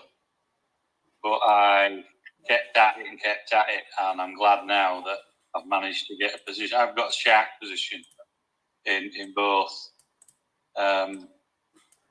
which has been difficult for me, but I'm glad now that I've got it, and I don't intend letting go of it. That's another thing. Once you're in, you don't really want to get out because of the upside potential. That's how I feel. Can I just ask you? I just wanted to mention teddy bear. Do you think teddy bear's got potential? And if you do, would you consider adding that as a pool to the UFO web? Well, we have a liquidity pool with teddy bear. It's just not part of the UFO system. And I don't want to go into like the nitty gritty of why we didn't include Atropa tokens into the farming pool. I felt like there was a point to where does it stop? And I didn't really know where to draw that line, and I felt behind PDI was the right place. I felt like having that PDI pool connected us with the Atropa ecosystem enough, but also drew a fine line between not venturing too far out of the RH ecosystem, because the web with the RH ecosystem is where a lot of that value comes from as far as arbitrage, because there's so much volume flowing through PDI and RH tickers that we make a lot of money off of them. And teddy bear was, in my opinion, was definitely next in line, but then I felt like we were taking that step to where we step out of RH tickers, because I kind of still consider PDI an RH ticker, even though it's not, but he forked it over. And I didn't really feel like we should cross that boundary. No, fair enough. Because, and I say this because if an individual wanted to turn the narrative of Atropa, if we had that farm built with Atropa, and let's say teddy bear wasn't the golden goose in his opinion as the meme coin, because at first it really wasn't. He didn't talk about teddy bear like it was going to be the meme coin of all meme coins. In my opinion, was B Roots that made it that. It was never going to be the meme coin of the blockchain if B Roots didn't make it the meme coin of the blockchain, and then it fit the product market. PulseChain needed a meme coin, and that fully decentralized token with that had mystery to it, it fit the niche perfectly, and I think that's why it became it. But it was not always meant to be the meme coin I think it turned into. And that's the beautiful thing about meme coins, is like, it's always like that random one, right? Or it's like that one that kind of has that mystery behind it. It's not the one you kind of think it's going to be always. So, but no, we can't add to the farm, I guess would answer the question. The farm is locked in. Right, so the farm's made, and it'll never be anything other than what it is now. Correct. Beautiful. That's beautiful. That's all I wanted to know. That gives some clarity, doesn't it? And it's a final thing. Like the Atropa Dev has said, the Atropa ecosystem is built out and finished, and is now concentrating on a layer 2 side to it. So now you've come out and you've said, right, the UFO web is finished and complete, and it will be added to. So that gives good clarity. Well, and then that wordage there, you have to be careful with it. Like, so pTGC was finished 10 months ago. Like the code's fully decentralized. It's done. It's complete. But we continuously can add to the web as new things come up and they seem fit. So, and UFO, we can continually add to that web as we please to as individuals, or as, let's say, the pTGC DAO pleases to, or as the community pleases to. But that's adding to the web. That's not adding to the code of either of these tokens. We can always increase the web if there's a good product market fit to pair with. But we've found that we know this, is 99% of stuff fails. So when we start taking shots at random tokens here on this blockchain, it actually hasn't worked out too well besides with the Tropa ecosystem, our ecosystem, and RH's ecosystem, because that's crypto nature. So currently we're mainly focusing on just RH tickers. They're completely undervalued. It's getting to the time in the market where those should be the next to go. I don't really think anything's moving until those start to move at least a little bit back to SAC rate, because I think you were kind of even saying this, is people have already DCA'd 10 times more than they thought they were going to. That's right. Yeah. But if you're saying that, like, it's everyone is saying that. Everyone's tapped into the dry powder that they didn't think they were going to tap into. So in my opinion, the base tokens need to start moving to get people feeling comfortable again. Well, that's right. I mean, you know, from sacrifice, we're down so much money. 100%, 3 years later. Yeah, it's been a difficult 3 years. And really, this is my opinion on it, is anyone that followed the idea of just buy RH tickers and hold and you're good is currently wrecked. yeah, Is currently wrecked. The only reason anyone is up right now on their portfolios is if they're a good trader, if they got into one of these meme coins and got out on time, or you got into the right blue chip altcoins on this blockchain, which are, in my opinion, the pTGC ecosystem and the Tropa PDI ecosystem. that's what I did. Everything else is just a wrecked fest, in my opinion. And besides some other altcoins that also are doing decent too, I'm not going to list every single one. But my point of it being is, if you take the information that RH preaches, it's get my tickers, don't gamble on anything else. Currently, everyone that listened to that advice is not in a good place financially. They're down. Yes. I onboarded some of my family in. Me too. And, I onboarded my sister and my brother, and then they've onboarded their children. And me and my sister nearly fell out over it because she were down so much money. Well, she's absolutely wrecked. Yeah, it's a completely touchy subject. If you think about where most people got in, if it's they sacrificed, and you have to realize we've even gone up a little bit over sacrifice, and a lot of money flowed in at that point because people buy green candles. But now where we're sitting at, everyone's wrecked that has not hit a good altcoin or didn't find a good altcoin early. And the sad thing about this, in my opinion, is it becomes very, very hard to find the good altcoins on a blockchain because there's so much junk that you have to actually dig through. It's finding a needle in a haystack is the honest truth. Yes. And that's what RH is teaching people, is he's telling people you can't or you shouldn't do that because it is like finding a needle in the haystack. I'll be straight up with you.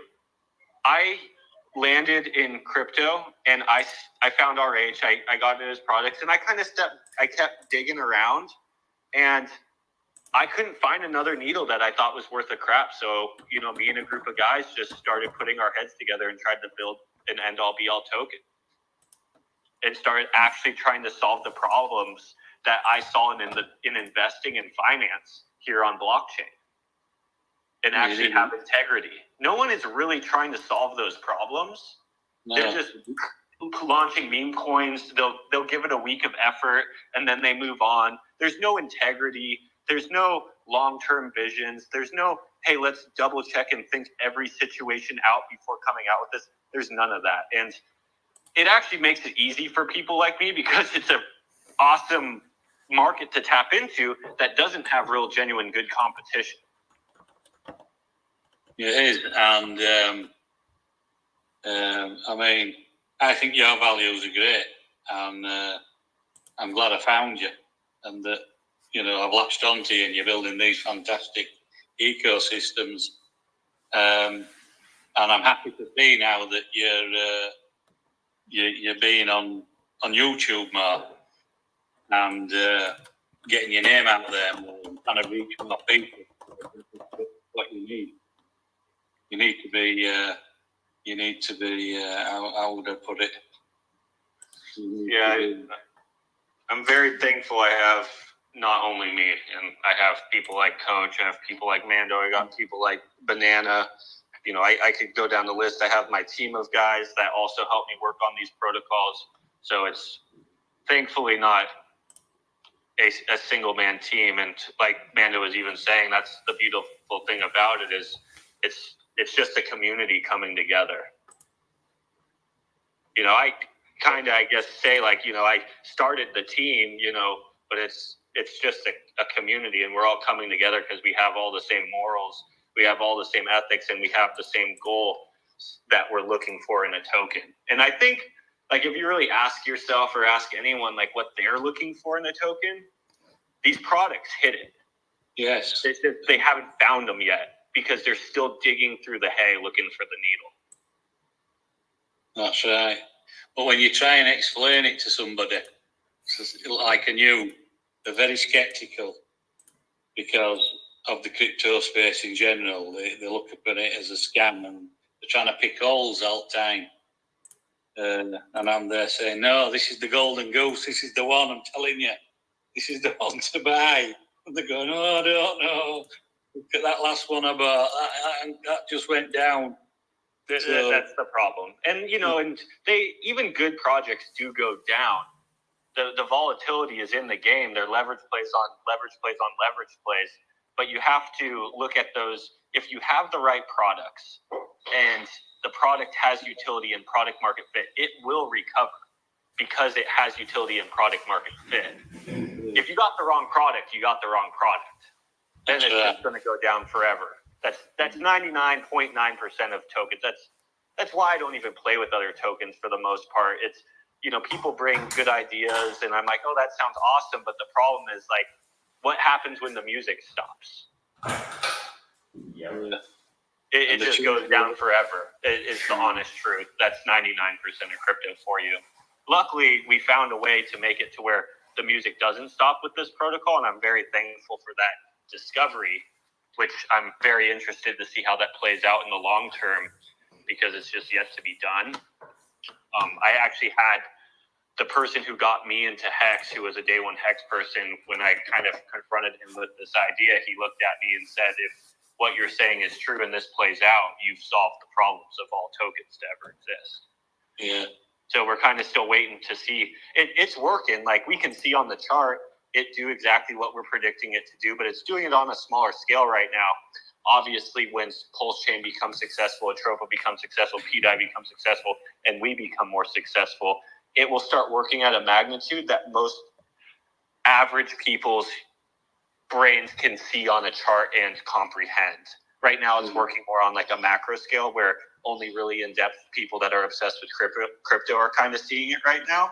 Yeah. And as it starts working at a higher magnitude where you can see like the stuff happening on a day-to-day basis, to where instead of waiting a week for 100 million Pulse to come out and do a buy and burn on the bottom line asset, if that's happening once or twice a day, that's when real common folks start to understand what's going on here. One thing I didn't understand until you mentioned it, and it's so bullish, and I think you should mention it more, is that to say UFO, for instance, one of the pools you're in. So if UFO did a 10x, then your reward's 10x. So the pulse that you're receiving, you get 10x on your rewards, which is a bit of an enigma, I think. And usually, as things go up, you get less rewards because you get as more people come in, you get diluted. But what you've created is you're locking the share rate, and therefore, when you get X's, then X's are transferred to your reward, which I think is brilliant. Absolutely. You still, even though you lock in a share rate with UFO, you still, as more people enter the pool, you still get some dilution because that pulse has to go to everybody who's entering the pools. right? Yeah. So there is dilution as people come in, and I know what you're referring to as like a standard farm, how they've always been created is as more people come in, the APY of that farm goes down in that pool, a new pool comes out, that APY is big because no one's in it, then people rush to that one, the APY goes down, and there's only a certain amount of tokens that get distributed a day. So the interesting thing about us is there is no cap. It's all dependent on the volume. And the humans that go into the pool actually increase the volume. So yes, you're getting diluted, but actually the more people that are coming in are adding to the system every time they come in because they're adding to the web. So everyone's kind of earning a lot of their own rewards to where a normal system, it doesn't operate that way. It's just got a certain amount of tokens it pays out. As more people use it, there's less tokens to be made.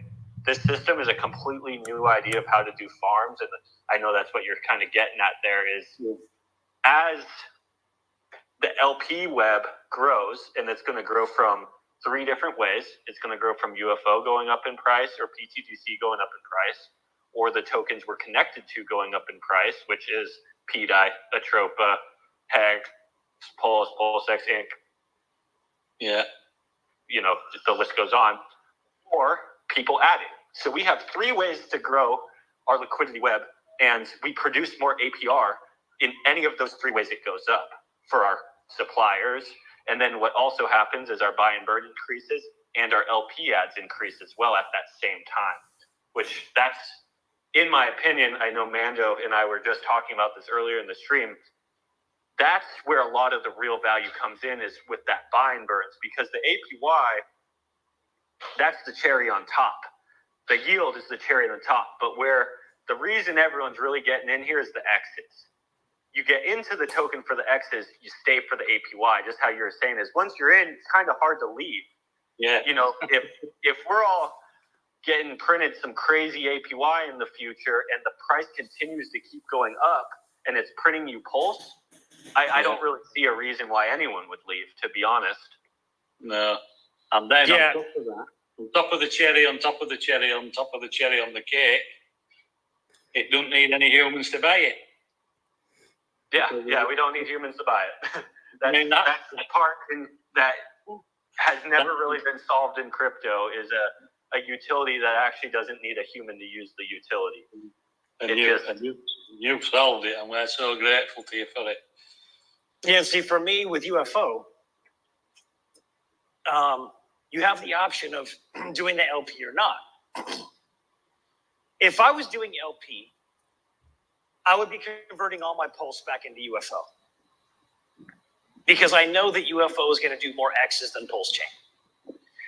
And then for individuals who choose not to LP, they're not getting as much yield right now, but they're getting more UFO, which I believe is going to do much more X's than PulseChain.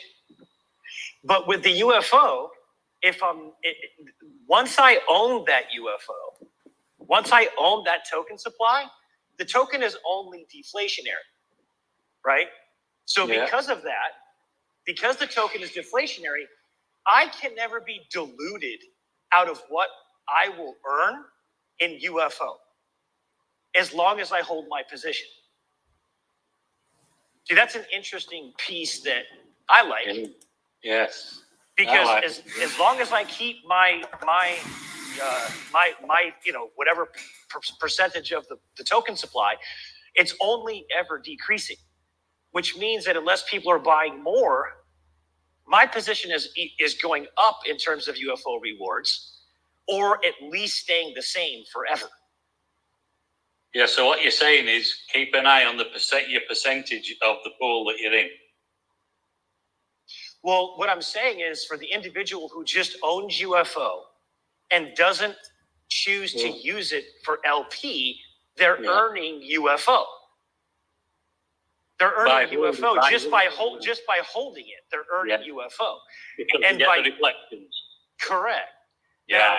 Now, if you're LP, you're getting currently what Prairie said. You're getting like 2x or a little more than 2x the yield, but I'm not being diluted because I'm holding my tokens and they're only going away. They're not There's no more being created. Right. So you're in a phenomenal place, no matter which way you choose. Yeah. But if I'm the guy that's in UFO getting that pulse, I'm taking that pulse and I'm buying UFO and pTGC. Yeah. I'm not sitting there just accumulating pulse. I'm slamming my bags at these prices. Yeah, well, that's what I'm trying to do now. So I'm DCing it and thinking of trying to get into a different pool now.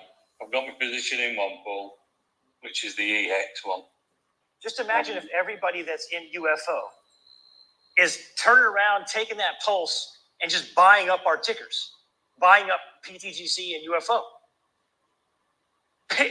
That's a whole nother round of economic energy, just going straight back into the protocol. Yes, that's right. Very bullish. I wanted to give Blackthorn an opportunity to speak. You Yeah, requested a few minutes ago. Because my battery's nearly gone. So thanks, Banana and Zen and everybody else. It's been great to talk to you, and I'll carry on watching you on YouTube. Likewise. Bye. Good night. Thank you very much. Bye-bye. Good to talk to you, Mickey. Hey, Mikey, I just sent you a follow. Thanks for coming up and talking with everyone. I appreciate it. It's the first time I've gone on a space. And, it's been enjoyable. Thank you very much. It's our pleasure to have you, Mikey. Really Thanks for coming up, man. Thanks for coming up. Thank you. Bye. Hey, guys. Hey, I got some questions. Go ahead, Go ahead. Blackthorn. Okay, cool. So I've been, following this, putting LPing and with my UFO, and I'm trying to figure out how you guys track the transactions that are human transactions compared to bot transactions. I have not figured out how to do that, and could someone kind of walk me through it or teach me how they distinguish between the two? Is Coach still here? Yeah. There's one or two methods that you can actually do. You can literally go directly to like Dex tools, and you actually go to look at the buys and sells. It does take a little bit more manual type of effort. You just click on the address, and then if you look into that wallet, usually I use DBank to kind of like articulate and see what is a human and what is not.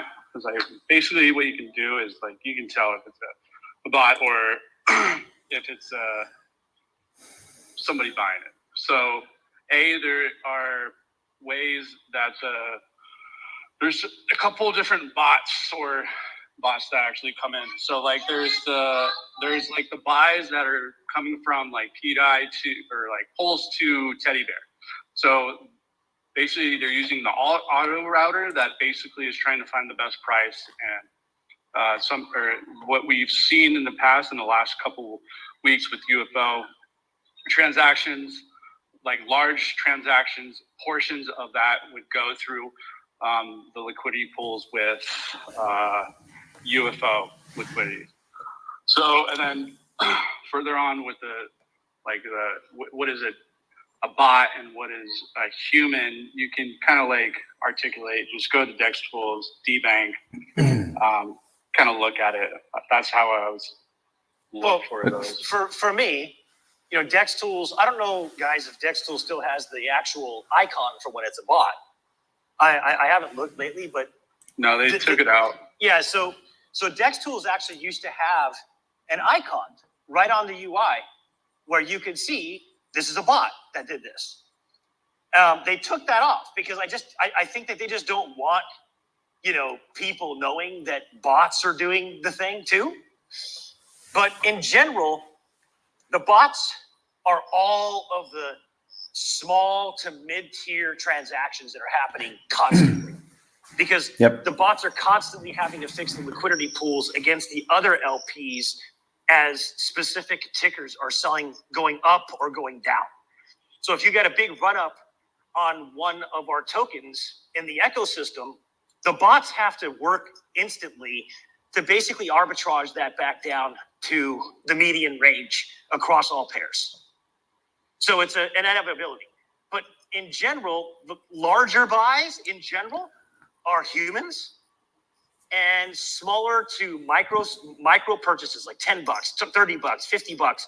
You're seeing these, especially with, within the ecosystem. These are just bots buying constantly all day. Yep. I've got Dex Screener pulled up on the YouTube, and you can see like here's a $10.61 buy by wallet ending in AC3E, and he just it's a sell, and he just sold $51, and then you scroll down and he sold $24.56. Same wallet. That's a bot. If you look at that, when you actually go to look at the amount of pulse in the wallet, there's always going to be a very nominal amount of pulse in that wallet. Just enough for the arbitrage bot to continue making transactions because it's so cheap on PulseChain to actually run a transaction. So they'll just drop the bot, fuel it with enough gas for the protocol to actually run the transactions, and then they'll just keep just enough in that wallet for the transactions. So you'll normally see a bunch of transactions, but not a lot of pulse in a wallet. Okay, this one had 201 million, and another one I'm looking at has 90,000. So yeah. Yeah, the 201 million. Yeah. I would bet my ass that that's not a bot. Okay. There's no reason to fuel a wallet with a bot with 201 million PulseChain. Yeah, you could also kind of look if they hold other things as well. Yeah. Like, you kind of look at the wallet and see what's in there and be like, oh, this guy holds this is a human. Bots aren't going to hold a bunch of tokens. They're just arbing them and taking the profit. Yes. Yeah, but Black Thorn, it used to be to where Dex tools, you could just see what the bots were because they actually had an icon for each bot transaction, but they removed it. Thank you. I do. I track it all day long. I'm watching and also another question that I am trying to figure out. When I use Dex Screener. That's the one I've been using, but I could use another one. But I'm looking at Dex Screener, and today on UFO, we've done 14,000 under the UFO/Pulse wrapped Pulse. How do you track the whole volume of all the UFO pools at the same time? You do that in secretobank.com. It's like secretobank.com. You got that? I'm typing it in now, or at least I'm hoping Google will get me the right ways. Okay. So once you got that typed in, you can select your default address as, and this is a site built by a community member, Snowflake Society. And you can select either UFO or pTGC, and it'll show you all the pairs, the volume, and the liquidity for each one. I just keep both pulled up on my desktop, and then I can refresh, see what the volume is. Do you see it now? Yeah, it's a very basic page. It just says look up the specific token. Okay, so I see. Thank you. Yeah. You're welcome. Super handy. Okay, so I'm on the UI for that site. I'm right on the front of the site. What's the navigation to view? Does it have one for both UFO and pTGC or just UFO? Both. Okay, so how do I view the pTGC LPs? Click on volume at the top. Okay. And then under select a default address, select pTGC or UFO. Check volume. Yeah, and then check volume. And you can sort. Wow, that is freaking phenomenal. Uh-huh. You ain't kidding. And then wow. Thank you. Then you can select by 24-hour volume to sort them all in dollar order or liquidity if you want to do it that way. Man, that is a beautiful tool. No kidding. LaFrog and I went about bonkers when he dropped that in the chat a couple weeks ago. I'm like, yeah, man, we've been wanting that. LaFrog was adding up all the LPs.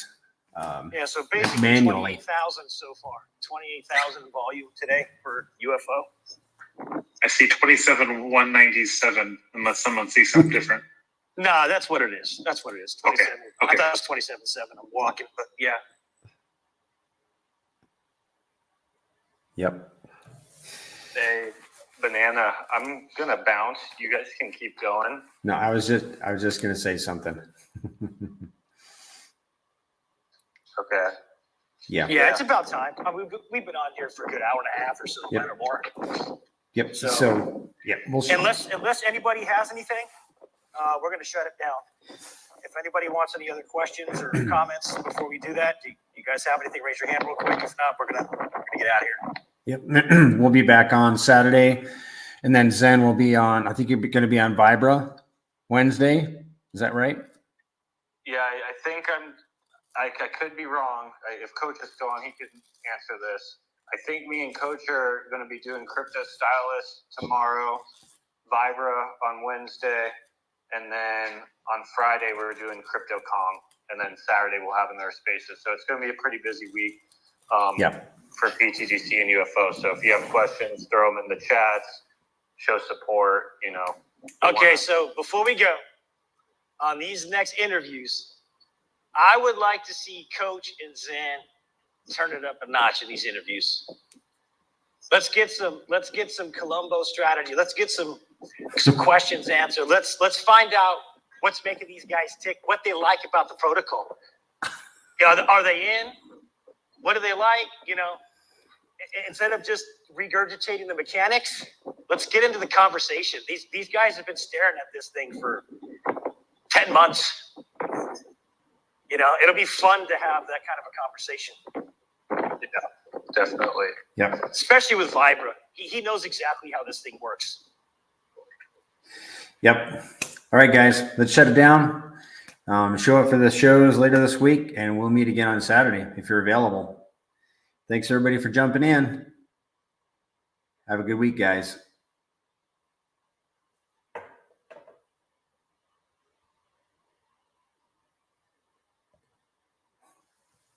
And on Spaces or YouTube, thank you for showing up.